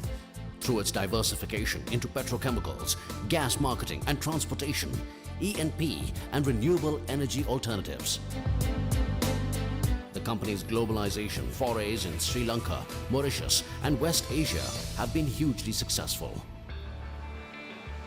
Indian Oil is the largest refiner in the country. It has the widest network of crude and petroleum products pipelines and has a dominant market share for petroleum products. Indian Oil is capable of utilizing almost any type of crude with sophisticated refining technology which few can match. To ensure supplies in remote areas, Indian Oil has built a formidable network of distribution hubs, reaching petroleum products to every nook and corner of the country. Through a large network of crude, product and gas pipelines, the company has the complete know-how from concept to commissioning of pipeline projects. Indian Oil popularized LPG and changed the way people cooked. Servo, Indian Oil's world-class lubricant brand, has an unbeatable range for industrial, automotive and agricultural applications. Indian Oil pioneered the concept of low-cost rural retail outlets called Kisan Seva Kendra to reach out to rural India, taking fuels and other services to the very doorsteps of village folk. Indian Oil stands shoulder to shoulder with the defense forces in defending the nation. Standing ground in the face of adversity, unflinching, fighting against the odds are values that IOCians treasure. In the petrochemical segment, Indian Oil has already transformed the market through its wide range of polymers through customer-centric marketing. Backed by a world-scale naphtha cracker, Indian Oil's Propel range of petrochemicals is steadily carving out a formidable presence. Indian Oil scientists and technologists have developed several innovative refining solutions and pioneered catalysts that have saved the country valuable foreign exchange. In addition, Indian Oil has also commercialized several patents, innovated tribology solutions to a wide range of applications, as well as enhanced the intellectual capital of the industry. Indian Oil R&D has also provided indigenized technology solutions and emerged as one of the world's leading hydrocarbon and renewable energy research centers. Indian Oil's newest refinery on the east coast at Paradip is strategically located and expected to be a game changer in the industry. The magnitude of the entire project and complexity, its advanced technological applications and strategic location makes it one of the most incredible project management milestones of the oil industry in the country. Beyond this, the company has been focused on the overall betterment of society through its various welfare and heritage programs like the Indian Oil Rural Mobile Healthcare, scholarships, or the Indian Oil Foundation, providing basic needs for the underprivileged in exchange for smiles that are our happiness dividend in the balance sheet. In a world of increasing challenges, we are committed to the sustainable development of India. We are committed to providing the impetus for inclusive growth with care for the environment and decreasing carbon footprint. In essence, we are committed to investing for the future. And when India stands on the cusp of greatness, we will be there with you. When millions of Indians seek efficient energy to build a promising future, we will leave no stone unturned to make it happen. When the most powerful force in the world is your dreams, we will be there to color the horizon green.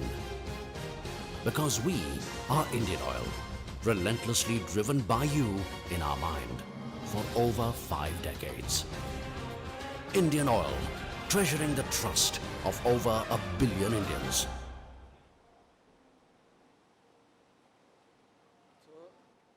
As you have seen, Indian Oil is representing not only in India, in overseas also, और देश के हर कोने से लेके कन्याकुमारी तक और east से लेके वेस्ट तक के हर जगह इसका प्रेजेंस है. As it was already said कि 25% जो procurement है, it is a mandatory target given by Government of India. So हम लोग भी इसी को follow करते हुए MSc से procurement करते हैं. We will just start. This is our agenda. काफ़ी सारी चीज़ें मैंने कवर कर चुका हूँ वीडियो में, तो I will just go to main thing जो प्रोक्योरमेंट की चीज़ है.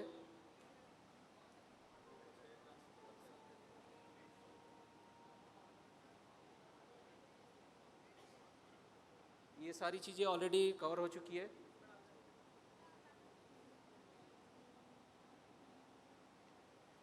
ये we have different division like refinery, pipeline, R&D, marketing.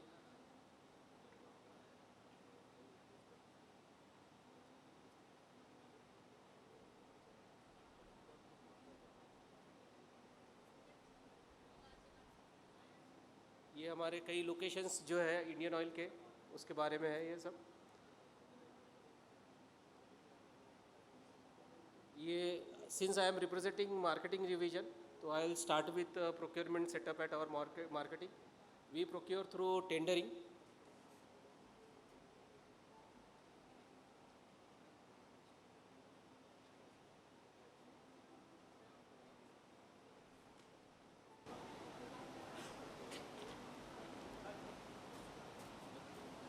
चल नहीं रहा है क्या? Excuse me. This is public procurement related things.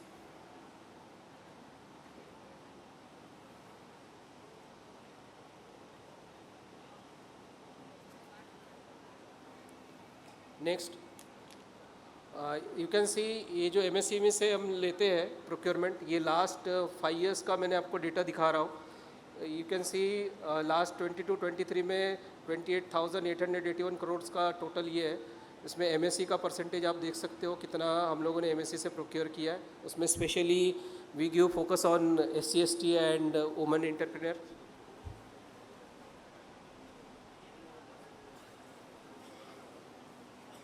ये इसमें MSC जो SC और ST का still it is a shortfall. So there is a huge opportunity for SC/ST and women MSCs to grab the opportunity. ये जो हम कई सारे प्रोडक्ट्स लेते हैं उसमें से कई सारे प्रोडक्ट्स लाइक वॉल्स, छोटे valves, compressors, pumps, plates, steel plates जो हमारे लोकेशंस पे day to day petroleum products को हैंडल करने के लिए लगता है.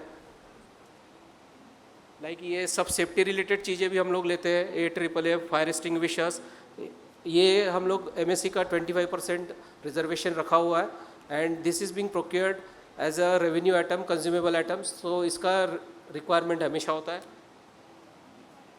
रिलेटेड टू LPG में जितनी भी चीज़ें यूज़ होती है right from the cylinder, safety cap या उसके जो भी पार्ट्स है वो सारे हम MSCs और छोटे लेवल पे भी ख़रीदते हैं हम लोग. और ये जो इसके LPG सिलेंडर्स के सील हो गए या छोटे पार्ट्स है ये लोकेशन वाइज होता है. इवन हमारे नागपुर में भी एक प्लांट है which was recently commission. So plant level में भी इसका प्रोक्योरमेंट होता है.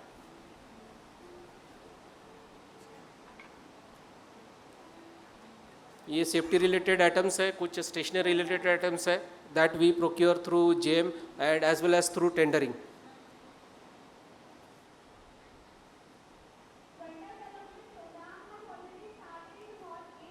हाँ, this is related to Servo brand जिसमें हम लुब्रिकेंट्स ऑयल के जितने भी कैंस, इसके लिए जो ड्रम्स लगते हैं, ये सारे carton boxes that we procure through tendering.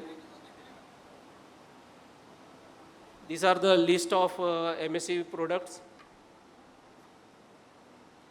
ये काफ़ी लंबी लिस्ट है that you can download from net also.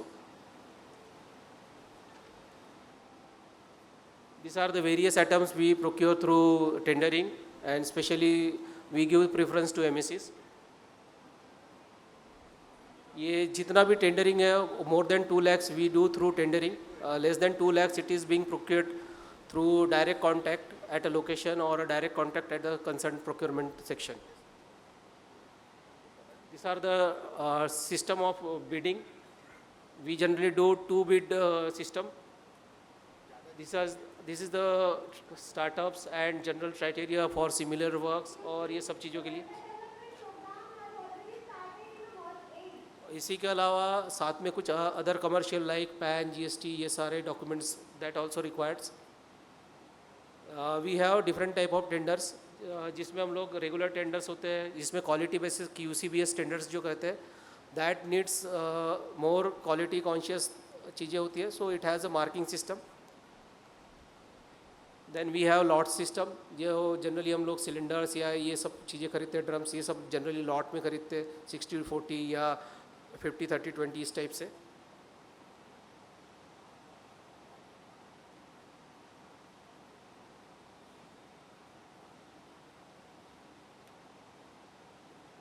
This is registration for MSCs. इसमें MSCs के लिए है अगर L1 होता है तो वी अलॉट 100% क्वांटिटी इंस्पाइट की. अगर L2 किसी और ये होगा MSC नहीं हो तो we give to L1. These are the various criteria. इसमें लोकल कंटेंट जो आत्मनिर्भर भारत और मेक इन इंडिया का कंसेप्ट है दैट ऑल्सो वी फॉलो. और इसमें अप टू 10 करोड़ के लिए simple declaration from bidder required होता है, और उसके आगे जो 10 करोड़ के ऊपर है उसके लिए we need a CA certification. So इसमें MSCs as well as class 1 होने से they have a special advantage and they have a advantage for getting orders. और ये हमारा IOCL का टेंडर रजिस्ट्रेशन पोर्टल है. You can search through Google also. आप Google में IOCL टेंडर्स सर्च करोगे तो it is very simple procedure. इसमें आप फर्स्ट ऑनलाइन एनरोलमेंट पे जाइए. Like that it is very simple. जैसे हम लोग नया कोई अकाउंट गूगल में ओपन करते इतना सिंपल है ये. It's needs basic document like pan, GST, ये सब चीज़ें बेसिक चीज़ें रिक्वायर्ड होती है.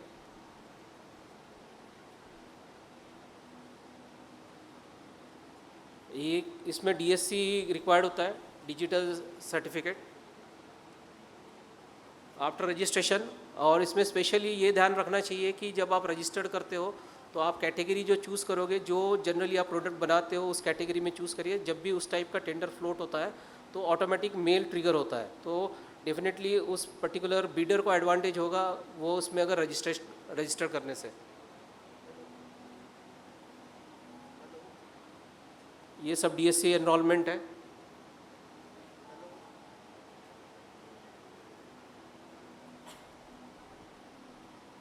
ये काफ़ी सिंपल प्रोसीजर है.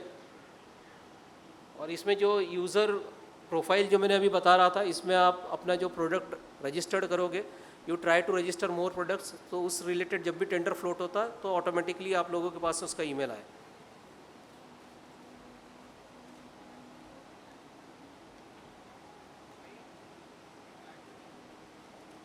सेकेंडली हम लोग जेम में भी प्रोक्योरमेंट करते हैं. ये गवर्नमेंट ऑफ इंडिया का काफ़ी अच्छा पोर्टल है, काफ़ी सिंपल पोर्टल है, और इसमें कई वेंडर्स जो है ऑलरेडी रजिस्टर्ड हो गए. और जेम में जो हमारी वेबसाइट है उससे भी सिंपल तरीके से प्रोक्योरमेंट होता है. इसकी भी हम लोगों ने यहाँ प्रोसीजर दिखाई है आपको.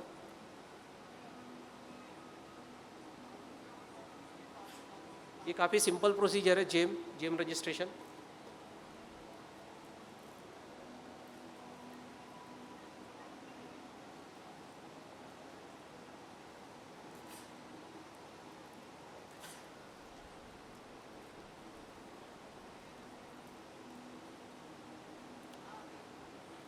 इसमें बेसिक चीज़ें वही पैन, GST, ये सब मोबाइल नंबर से लिंक करना होता है.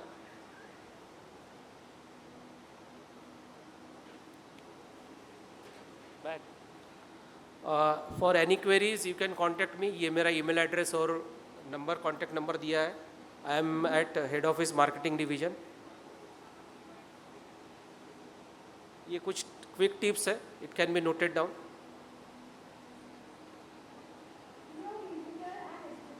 समरी जो हम लोग टेंडरिंग करते हैं जनरली 2 बिट सिस्टम में होता है 2 लाख के ऊपर, और टेंडरिंग काफ़ी इजी है.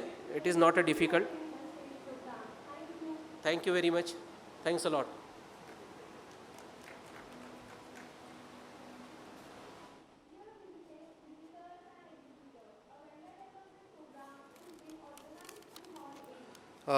धन्यवाद नवनागे साहब.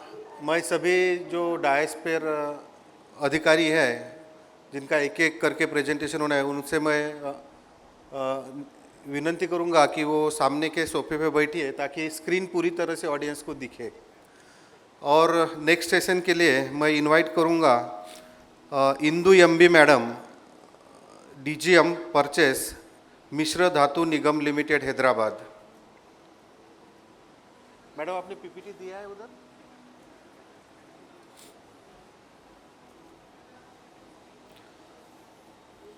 ऑडियंस को स्क्रीन पूरी तरह से नीचे से दिख नहीं रही थी, इसलिए जो ऑफिसर्स है please sit in front of the dais and one by one I will invite a speaker for presentation. So next presentation is of Indu madam, DGM purchase from Mishra Dhatu Nigam limited, Hyderabad. I request Sri Baghel, YB Baghel, Assistant Director, to offer a bouquet and memento and welcome Madam.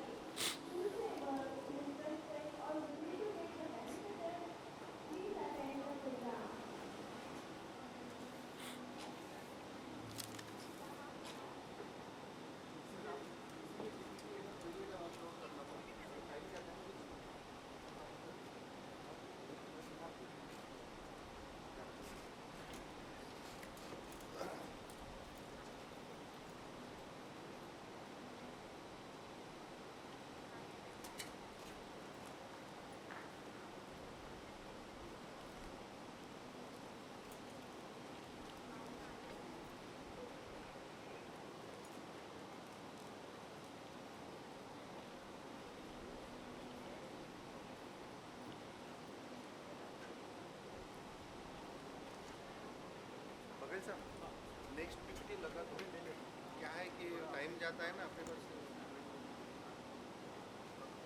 Next PPT लगा next लगा इधर से wipe हो गया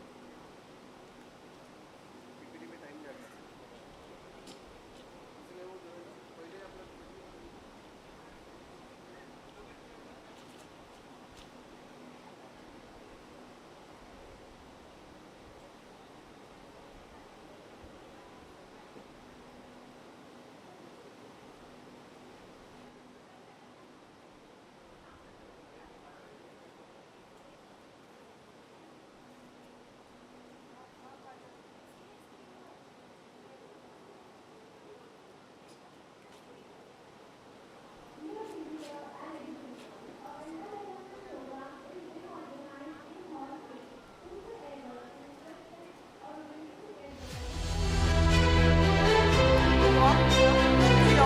Midani, a public sector undertaking under Ministry of Defence, established in the year 1973, is celebrating 50 years of its glorious journey.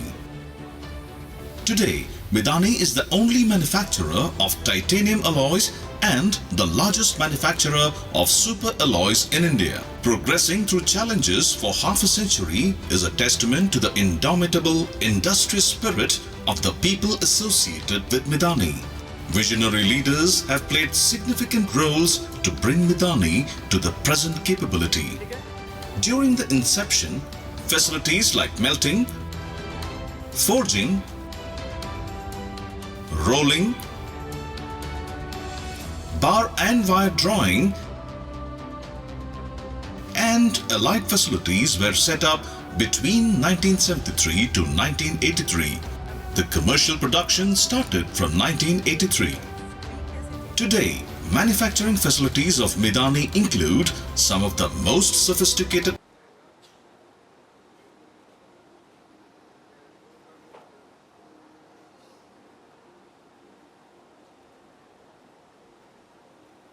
Thank you, sir.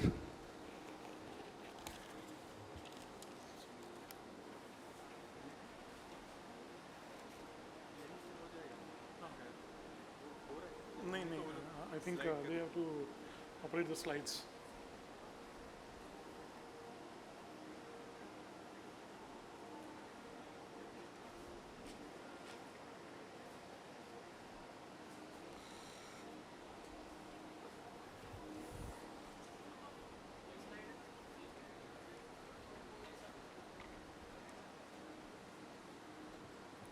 Good afternoon, everybody. So, at the outset, I would like to introduce myself.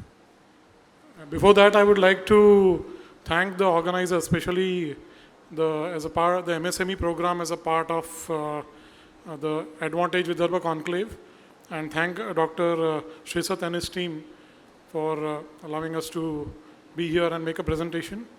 Not only that I am here with my stall also of BDL, wherein I put in a lot of my components, which I would request you to visit my stall that is at E97 in the C block. It is along with the Midani stall. So the defense stalls are clustered. We request the audience and even mostly the young generation entrepreneurs of future to have a look, because defense and aerospace is the latest rage as far as India is concerned, and we are poised for a very positive growth. And we propose to become a billion dollar economy by the turn of 2047, as has been told by the Honorable Prime Minister. So before beginning, I would like to thank the organizers, especially the Association for Development, Vidarbha Development, who have organized this wonderful conclave with around 250 stalls. So Bharat Dynamics Limited is a public sector which has been incorporated in 1970, and we are mostly into missile production. So as of now, as has been shown in the slide, we have got our main production plant at Kanchanbag, which is at the center of Hyderabad. We have got a unit that is 50 kilometers away from Hyderabad, that is a Banur unit. Next, we have got a very exclusive unit which deals with the production of naval equipments like torpedoes, V303S, Varunastra and Sonobai. So these naval equipments are manufactured especially at our unit at Visakhapatnam. Apart from that, I have got two more units that are coming up. One is at Ibrahimpatnam, which is at the Rangareddy district, same in Telangana. And next is that we have latest acquired land as a part of UP Defence Corridor in Jhansi, wherein we are going to start, we have already started work on a propellant and rocket facilities. So these are the last new developments. Now, as you can see on that, on the presenter, that we have got all the missiles which we produce. At a Kanchanbag facility, we produce a Milan 2T ATGM. ATGM stands for Anti-Tank Guided Missile. Now, these missiles have a very, a very high kill probability. It's 98.3 for this missile, very highly accurate missiles used for training and penetrating the enemy armor. It's the ERA, the reactive armor, which has to be penetrated. So that we are manufacturing at a facility. We have got a surface-to-air missiles, Akash, which is a surface-to-air missile, multi-barrel missile. Akash is a system in itself. If we call it as Akash weapon system, it has got 28 ground support equipment. Now these 28 ground support equipments are supplied to us by various various organizations, and without their support, we will not be able to make our product. Next is, let's go to the previous slide, please. I have not yet completed that. Next is our TOT projects, that are transfer of technology projects. One is a Concruise M project. Then we have got a project which is Invar ATGM. They are all 3 UBK. Invar ATGM is anti-tank guided missile again. So these are manufactured at our facility at Banur unit. And we have also got a unified launcher which is being displayed in my stall. So the optical site of the unified launcher we are trying to indigenize. We have floated the requirements on our portal.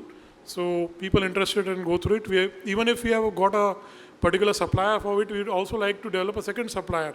So that is in line and in integration with the DAP 2020, which talks of indigenization, which talks of more participation from the MSMEs. As I had already told you about my facility of torpedoes at the Visakhapatnam unit, and there we manufacture all the underground water weapons, heavyweight and lightweight torpedo. Next, please. I had already told you, next slide, please, about the major areas. We have got missiles, we are doing very well in the airborne products. So my airborne product is a countermeasure dispensing system. Now this airborne product is basically fitted on all the fighter aircrafts. We have got Jaguar, we have got advanced light helicopters, we have got helicopters, and we have got so many military aircrafts on which we are fitting the countermeasure dispensing system. And I'm also happy to tell you that we also got a order from a foreign country for fitting these on the aircrafts. And this product is whole and wholly developed by BDL on its own. It's developed and it's a homegrown product. And we have also received the Raksha Mantri Award for innovation for this product. And this product has got a lot of components which can be indigenized. And those components, as has been already told in the earlier presentation, that 358 components are there in the reserve for MSME, in that electronic components like PCBs and also can be manufactured. So there is a huge market available to tap, and with the ever-increasing use of military technology gaining ground, and also it is being used for commercial purpose. So the CMDS is our project wherein we are also trying to see that we get it fitted on the commercial aircrafts also. And we are also into life extension of missiles. Here also a lot of work is being done. If generally the shelf life of a missile and its product may be around 20 years. And in these 20 years, there are parts which get worn off, especially the shelf life items. So they need to be refurbished and they need to be refitted. Then we undergo a lot of trials, phase 1, phase 2, phase 3, phase 4, and then only they can get fitted on the aircraft. So for refurbishment also, big market is there, and BD has already refurbished Osaike. We are also refurbishing Igla. So that is where we are putting our forum. Next slide, please. As I already told you, these are our product profile. Next slide, please. So this is how you can find all the details of my product on the website. And each and every product has got a unique function.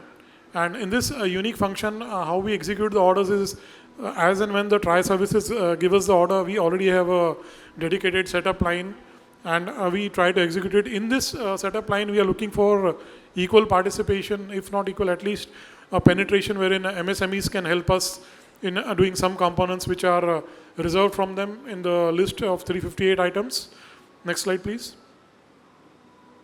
And we have also, I've already spoken about the Akash missile, surface to air missiles. MR-SAM we have already handed over to the Raksha Mantri recently, and Akash has already been handed over to the army, and it's also it has been inducted in the TRI services. And we have got the Astra missile which is being produced at Bhanur. See, all our products have got a huge supply chain management, and there is wherein we expect that a lot of MSMEs can contribute, because not only that, we have got a huge order book position, and once we start executing and pouring into new areas, we are very confident that a lot of MSMEs can show interest in the aerospace sector and acquire the required growth. I've already talked about the heavyweight torpedo TAL and a lightweight torpedo left side and the heavyweight torpedo. So these are 1:1 scale versions, which have also been handed over to the Indian Navy. Next. Yes, now, see, we are already into a lot of these aerospace and underwater weapons, but what is that we are doing? We have got a dedicated line. So we are also trying to integrate some testing with us. So the establishment of RF seeker manufacturing facility, so the new products that are coming, will be able to test it ourselves. And next is a warhead manufacturing facility. Warhead is a very critical issue which has to be manufactured, and it requires a lot of clearances from the authorities. That also we obtained, and our warhead manufacturing facility is with us. And this, I already told you about the upcoming facility at Jhansi, which talks about rockets and propellants, and are talking of a very vibrant and growing order book position. So in achieving that, apart from our dedicated vendor base, we are looking to expand our vendor base, and we would also like equal participation from all sectors. Next is we are venturing into space and engines. So we are going into the further, like the space zone also. We have started manufacturing components. We are in talks with ISRO if we can. We are trying to supply them lots of cutting edge technologies. We have a dedicated design and engineering department, which is a homegrown department, and it helps us in designing our own products. And after the validation and testing is done, these products are delivered to the customer. There is a lot of validation exercise which has to go for the products of airborne nature. Like you have to get clearances from various authorities, the DGQA. You have to get clearances from the certifying agencies, MSQA. You have to get clearances from the CEMILAC, Center for Military Airworthiness. So after going through a lot of clearances, the product gets cleared, so that since we are into a single shot devices, we should function every time. These are very important, and quality is of utmost importance in each of our products. Next. Since I've been also a quality man of about a decade, so all of my products are AS certified, and AS 9100D. AS stands for the highest level of aerospace standard, and this standard which we are applying has got the latest version, And a new version is about to come up in, it was about to come this January, but they're still under finalization. So the new version, just what is important is that the supply chain issues have also been addressed a lot. The version which got improved from 2008 to 2015, and now it is going to come up as a new version. So in that version, lots of new facilities or things have been added to address the concerns of the vendors, which I would use the word partner. So what problems they are facing and how we can help them overcome the problems. And a green channel certification has been obtained for a launcher, wherein we have been given all the activities which we do ourselves. So if we do all the activities ourselves, that is a confidence level which we have developed for our launcher assembly, which is being developed at the Bhanur unit. And in this, all the activities, right from the raw material procurement to the final product, we have been given the authority to clear it, and that is the confidence level we are able to build up. This process again is not a very simple process. It has to be again approved by the DGQA, which is headquartered at Delhi, and we have taken all the pains, almost around 1 to 2 years to get it clear. But we have the confidence that since we are covering the product life cycle from end to end, and we are able to deliver a quality product to the trial services every time, we would also like to go for green channel certifications for a lot of other products also. Just a minute, sir.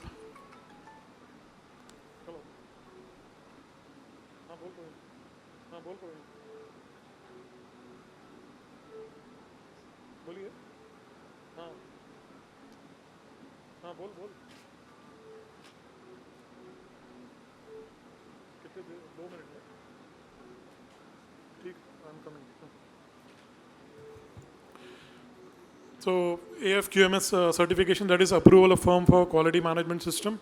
That is again a flagship certification which you have obtained for our electronic division project. Next, please. The quality requirements I have already told you, and I would not like to repeat them. Next, please. So the vendor registration process, this has been again told by a lot of the participants here. I would again say that I can just run through the process. You can run through the process, please. 2-3 slides are there. Yes, next.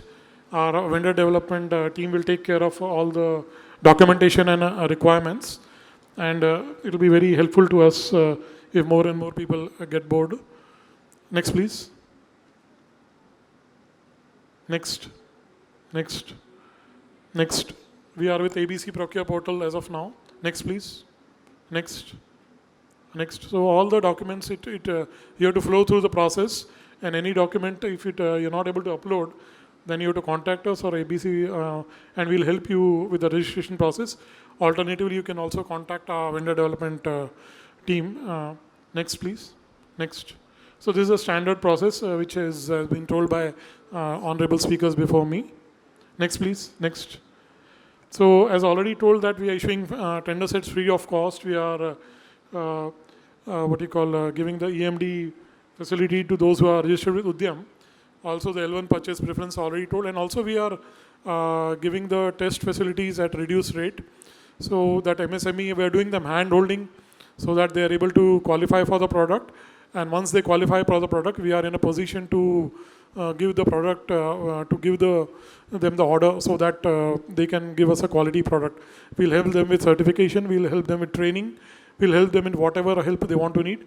Please do feel free to contact us. Next, please. This again, benefits have been told. 25% procurement is mandatory, but we have done procurement of almost 30% every year. And in the last 3 years, my average procurement per year has been 500 from MSMEs. And the total procurement from the last 3 years is around 1,500 crores, which we would also like to increase exponentially to have more and more products from MSME. And with it, I would like to conclude my presentation. If you have any query, just mail me at, go to our website and mail me at BDLDGMCC. And thank the organizers of this program, and thank you very much, all of you, for patient hearing. Thank you very much, sir.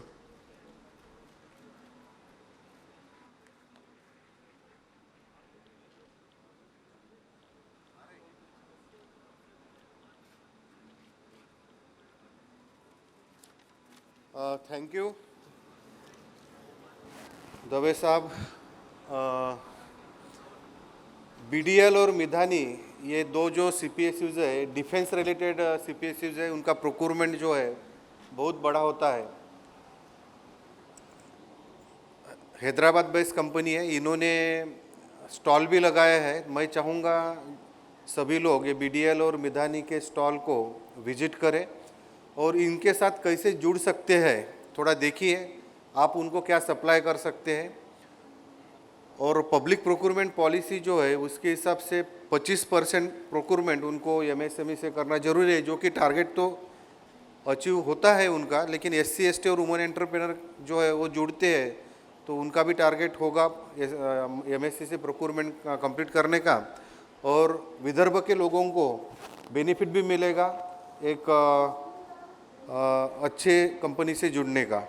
तो इसके बाद जो next presentation है, mineral exploration and consultancy limited MECL Nagpur, मैं Shri Chandrashekhar Yadav assistant manager इनको invite करूंगा DISE पे, और श्री बघेल साहब असिस्टेंट डायरेक्टर, इनसे विनंती करूंगा को वो बुके और मेमोंटो देके श्री चंद्रशेखर यादव साहब का स्वागत करें।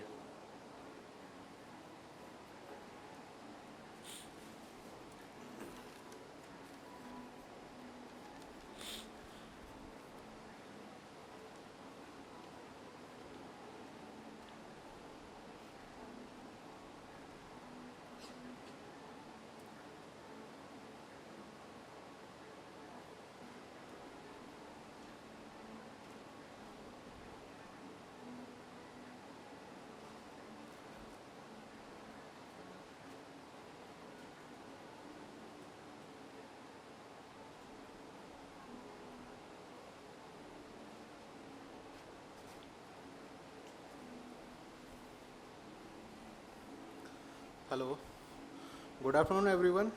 Myself Chandrasekhar Yadav. I am a mechanical engineer graduate from IIT ISM Dhanbad. Okay, firstly I would like to thank MSME DFO Nagpur to giving me this opportunity to present my presentation on this month. Okay, I am Assistant Manager from Procurement Contract Division, MECL, Mineral Exploration and Consultancy Limited. Next. Okay, firstly I would start from introduction of MECL. MECL is an autonomous public sector enterprise established in October 1972. It is under administrative control of Ministry of Mines, Government of India. It is established with the aim to bridge the gap between the initial discovery of a prospect and its eventual exploitation. MECL's mission is to provide high quality, cost effective and time bound geoscientific services for exploration and exploitation of minerals across the country. MECL has completed almost 1630 projects and established more than 2 lakh million tons of mineral reserves in our country. These are the activities in which MECL is involved.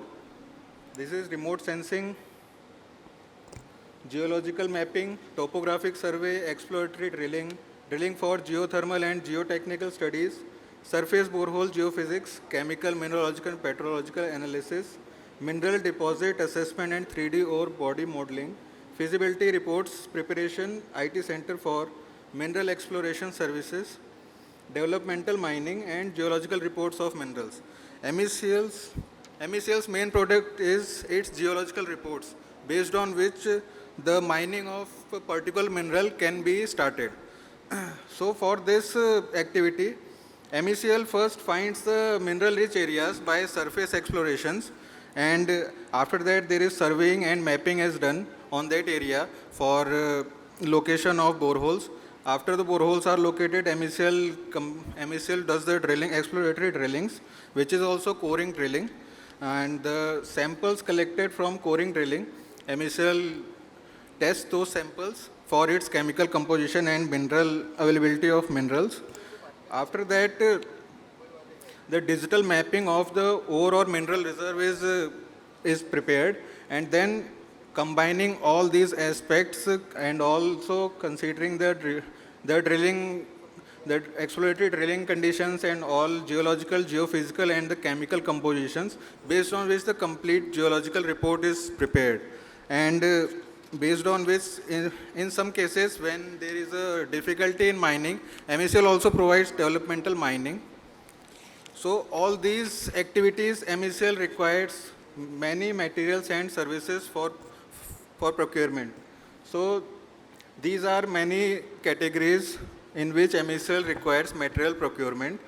These are mainly in drilling accessories, geological survey, geophysical survey equipments, laboratory equipments, workshop equipments, electrical machinery and equipments, heavy duty vehicles, light duty vehicles, TC bits, petrol, oils, lubricants, metals and hardwares, wire ropes, loose tools, many of the miscellaneous stores, tires, timber packing, electrical fitting, chemical stores, bentonite mud, furniture fittings and all kinds of furnitures.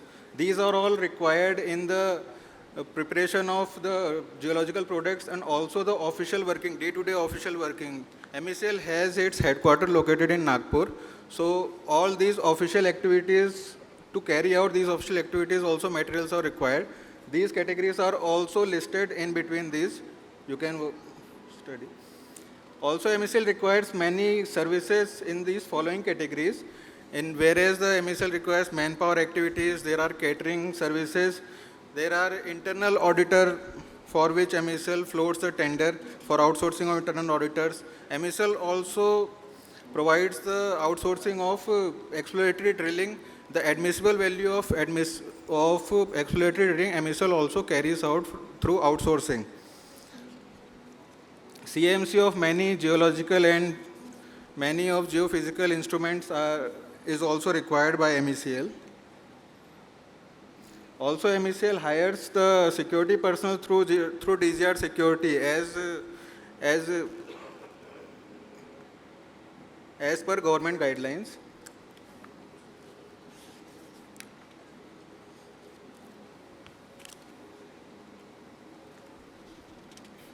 Okay. MECL uses these transparent tendering systems for procurement of goods and services. Number one, before GEM, MECL also used to use the CPP portal, but after introduction of GEM, MECL is diverting all its procurement through GEM portal. Let me tell you, MECL has already achieved more than 99% procurement through GEM portal. This is the definition of GEM, which I am sure everybody of you is well aware. MECL also floats limited tender and e-tenders in case of the goods and services which are not doable on GEM portal. The limited tender, as per MECL purchase manual, it is a value limit of 5 lakhs, below which MECL can procure through limited tender. And e-tender and global tenders, because MECL always wants to achieve achieve excellence in its projects and in its workings. There are many softwares and many of the equipments which are not locally available. So MECL also goes for global tender. For these, we can, for example, there are drill rigs and there are many of the mapping softwares are there which are not available in India or on that efficiency. So in the limited tender inquiry, only the registered vendors of MECL are able to participate. Therefore, there is a process for vendor registration in MECL. First of all, you have to go to the MECL website. There you will obtain the vendor registration form. There are all the details of documents required in the vendor registration. You can fill up the form, you can attach all the documents required, and then you can submit to the office of GMPNC either by hand or by the post office. Now, there are many of the discrepancies in GEM and how to use the GEM and all. So there are many methods through which MECL purchases through GEM. There is one direct purchase method in which up to 25,000 limit MECL directly purchases through GEM. There is a L1 purchase or L1 direct purchase. In between 25,000 and 5,000. There is a facility available in GEM portal where we can compare 3 different OEMs and we can go for direct purchase for up to 5 lakh value.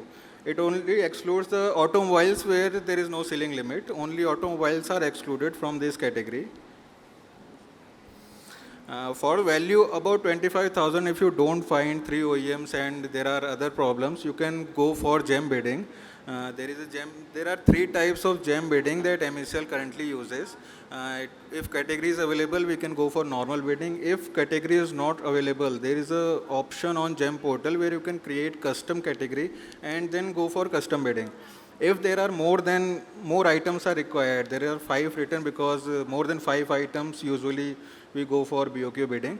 So if more items are required, you cannot create this many categories, so you can go for BOQ bidding. There is reverse auction option is also available on GEM portal, which you can enable on GEM bidding during the bid creation, and after bidding you can go for reverse auction. Now there are many of the advantages for sellers and for buyers in GEM portal. Like the sellers can get access to all the government departments. Seller can go to one shop and sell all their products and all their services. Also, the dashboard is continuously improving and it is seller friendly.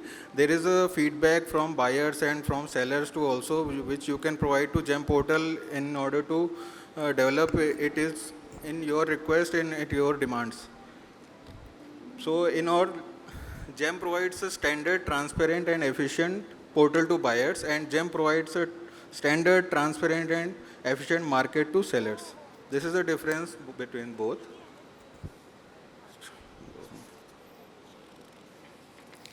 So there are few mandatory compliances for bidders in MECL tenders, which not everybody gets because everybody complains it's not everywhere and all. So I want to point out few mandatory compliances which you must keep in mind while submitting the tenders. Like when you have Udyam certificate, like you are MSc bidders, then in case of CPU portal, if you have not declared your Udyam number in CPU portal, then your bid gets rejected. So you have to keep in mind these things. And there are few declarations which MECL has put in the tender, which you need to submit in order to qualify, like declaration of tender terms and conditions. These are all just formalities that you have accepted all the terms and conditions, that in the future cases, if anything arises, we can refer to these documents and resolve mutually, like declaration of power of attorney or authorization for signing of tender document, the person who has been authorized to sign the tender document, declaration that bidder is not debarred or not blacklisted, declaration regarding procurement of goods or services which are in compliance with Make in India, because government is very much supporting Make in India. That is why MECL also supports Make in India by incorporating various clauses as per the government applicability. And reply of shortfall queries. Many times bidders forget the time period of shortfall. Sometimes they miss the deadline of the shortfall. Therefore, shortfall reply is very important.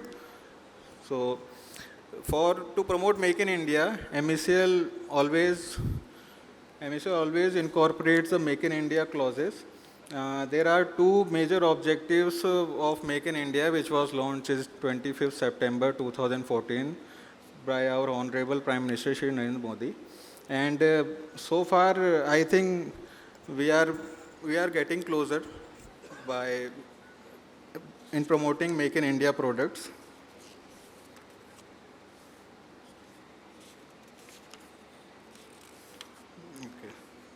So these are the few challenges which are faced by MECL during tendering and post-tenders, because many bids gets rejected in the tender opening stage because their Udyam number is not declared in CPB portal, due to which many tenders fail at the starting stage also.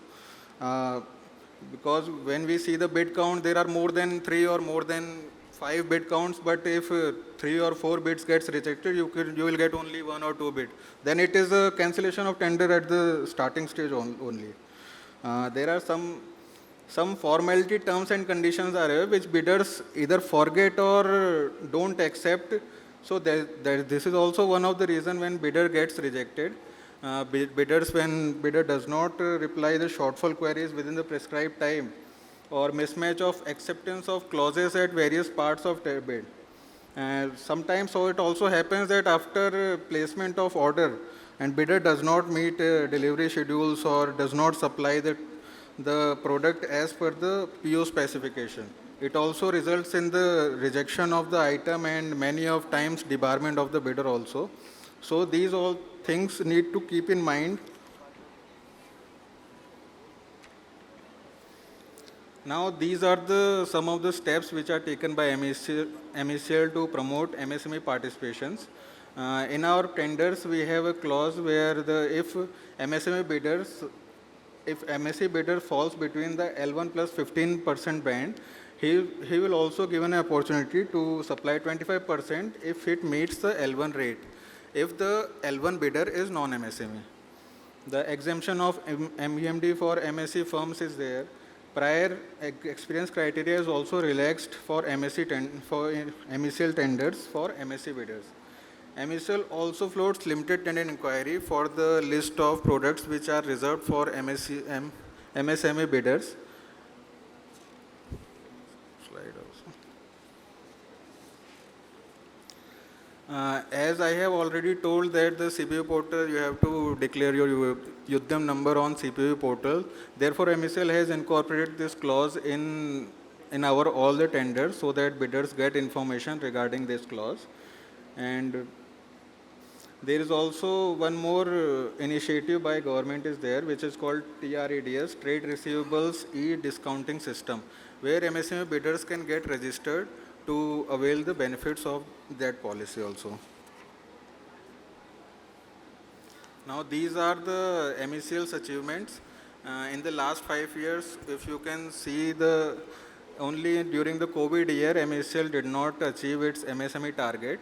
Rest of the years, MSME is already 2 times achieved the MSME target.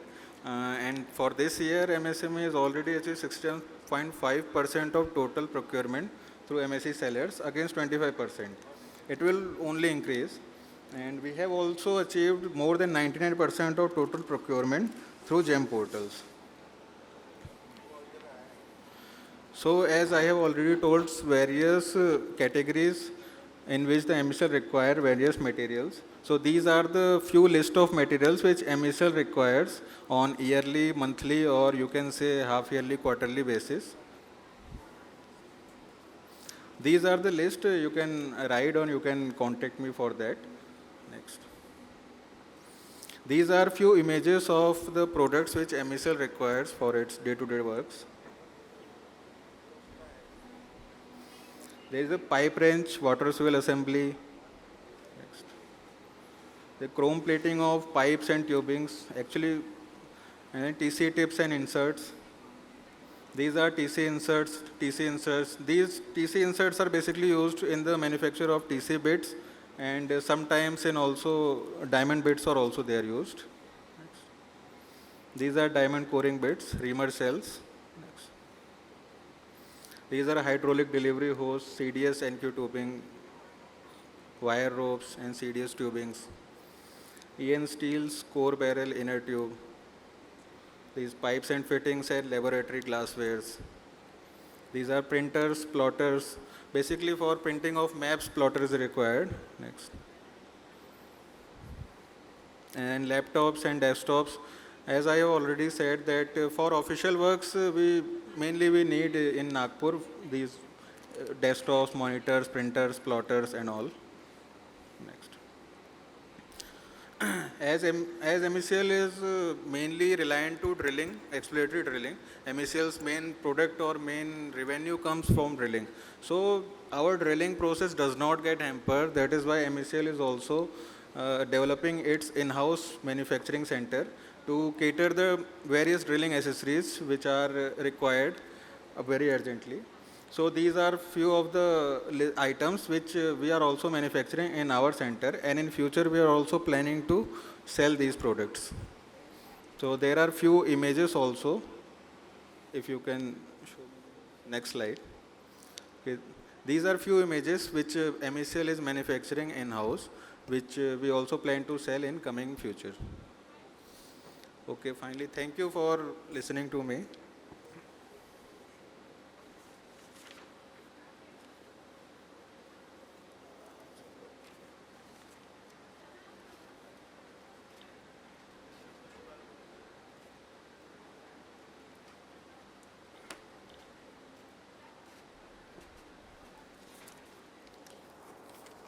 Audience कम होती जा रही है। Actually ये important part है। Important part ऐसा है कि कुछ भी चीज़ अपन बनाते हैं तो वो बेचना है, बेची नहीं जाएगी तो बनाने में मतलब नहीं, तो बेचेंगे कहाँ, उसके बारे में ये प्रोग्राम है। तो ठीक है, इसके बाद का नेक्स्ट सेशन जो है, अपना नेक्स्ट प्रेजेंटेशन जो है वो है WCL western coalfield limited Nagpur. Shahid Hussain manager material, इनसे मैं रिक्वेस्ट करता कि वो आए। और स्पीकर से मेरी विनती है कि कुछ पार्ट क्या है पब्लिक प्रोक्योरमेंट पॉलिसी में सेम रहने वाले हैं, तो वो जो सेम रहने वाला पार्ट है पब्लिक प्रोक्योरमेंट का वो रिपीट न करें अपने कंपनी के बारे में, और आपका क्या स्टोर रिक्वायरमेंट इसके ऊपर ज़्यादा ट्रेस दीजिए। बाकी चीज़ें तो सभी पब्लिक प्रोक्योरमेंट पॉलिसी की जो चीज़ें हैं वो सेम सभी CPSEs को रहने वाली है। मैं श्री बघेल साहब असिस्टेंट डायरेक्टर, उनसे विनती करता कि वो बुके और मेमेंटो दे के शाहिद हुसैन साहब का स्वागत करें।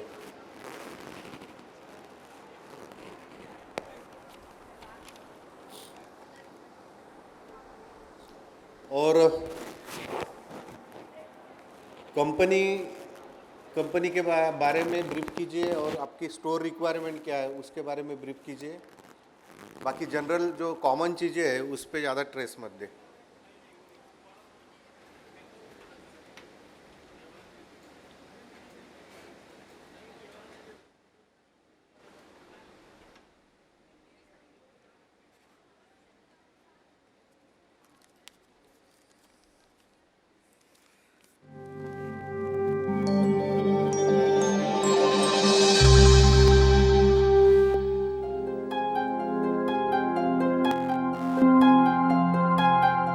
देश बदल रहा है, नए भारत का निर्माण हो रहा है, प्रगति को पंख मिले हैं और हमारा देश अग्रसर है नई ऊंचाइयां हासिल करने की। ऐसे में ऊर्जा की मांग में प्रतिदिन वृद्धि हो रही है और उसके ही समकक्ष बढ़ रही है कोयले की मांग, ताकि देश में हो रहे चहुमुखी विकास की गति को बरकरार रखा जा सके।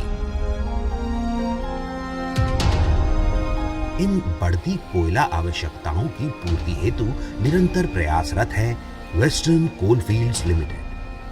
WCL कोयला उत्पादन के क्षेत्र में देश की अग्रणी कंपनी है। सातत्यपूर्ण विकास की अवधारणा को पूर्णतः अपनाते हुए WCL कोयला उत्पादन करता है।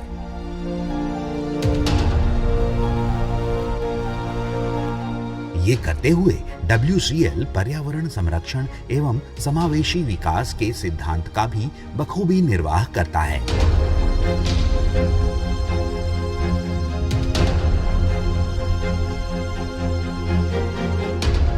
तेजी से विकसित हो रहे भारत में कोयले की आवश्यकताओं को पूर्ण करने की प्रतिबद्धता WCL की दिशा, गति एवं कार्य में परिलक्षित होती है।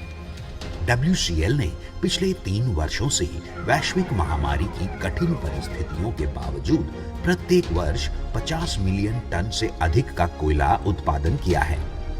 इस दौरान जब देश लॉकडाउन के कारण रुक सा गया था, तब WCL के 38,000 से अधिक कर्मी राष्ट्र की कोयला आवश्यकताओं को पूरा करने के लिए लगातार कार्य कर रहे थे।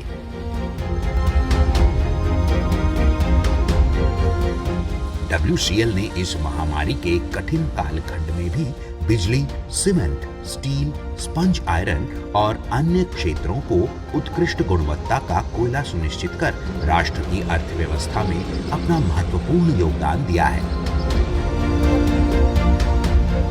कोयला उत्पादन लक्ष्य को पूरा करने के लिए खदानों में नई खनन प्रौद्योगिकी का प्रयोग किया गया। उत्पादन और उत्पादकता बढ़ाने के लिए खुली खदानों में सरफेस माइनर तथा भूमिगत खदानों में कंटिन्यूअस माइनर जैसी तकनीक को अपनाया गया। उद्देश्य था दक्षता में वृद्धि।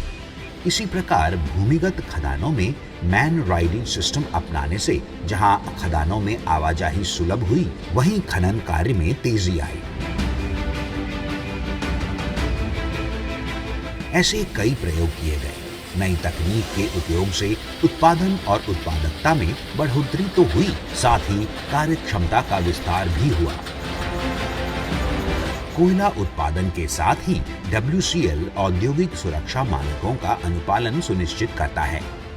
HEMM के वृहद इस्तेमाल से कोयले की गुणवत्ता, उत्पादन एवं प्रेषण में वृद्धि आई है। हमने ये सारे प्रयास किए ताकि आपके खुशियों की ऊर्जा में कमी ना हो, आपके सपने साकार हों और खुशहाली में कमी ना हो। हम अविरत चलते रहते हैं ताकि आप आगे चलते रहें। हम साथ आपके रहते हैं ताकि आप आगे बढ़ते रहें।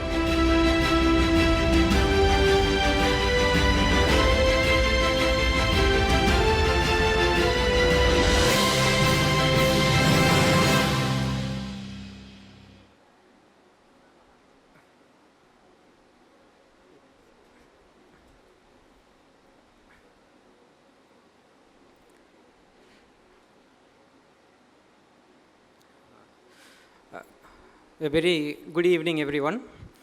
Myself, I am Shahid Hussain from WCL. I am manager working in WCL headquarters, Nagpur. काफ़ी लोगों को पता है WCL क्या है, because its headquarter is in Nagpur itself.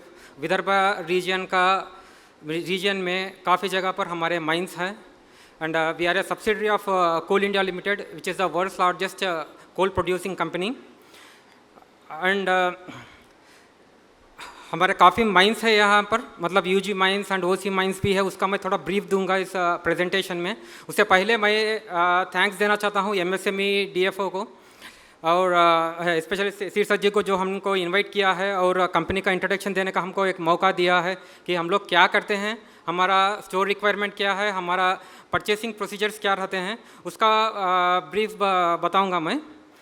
उससे पहले थोड़ा सा और WCL के बारे में जान लेते हैं। WCL 1975 में एग्जिस्टेंस में आया है when nationalization of coal fields has happened.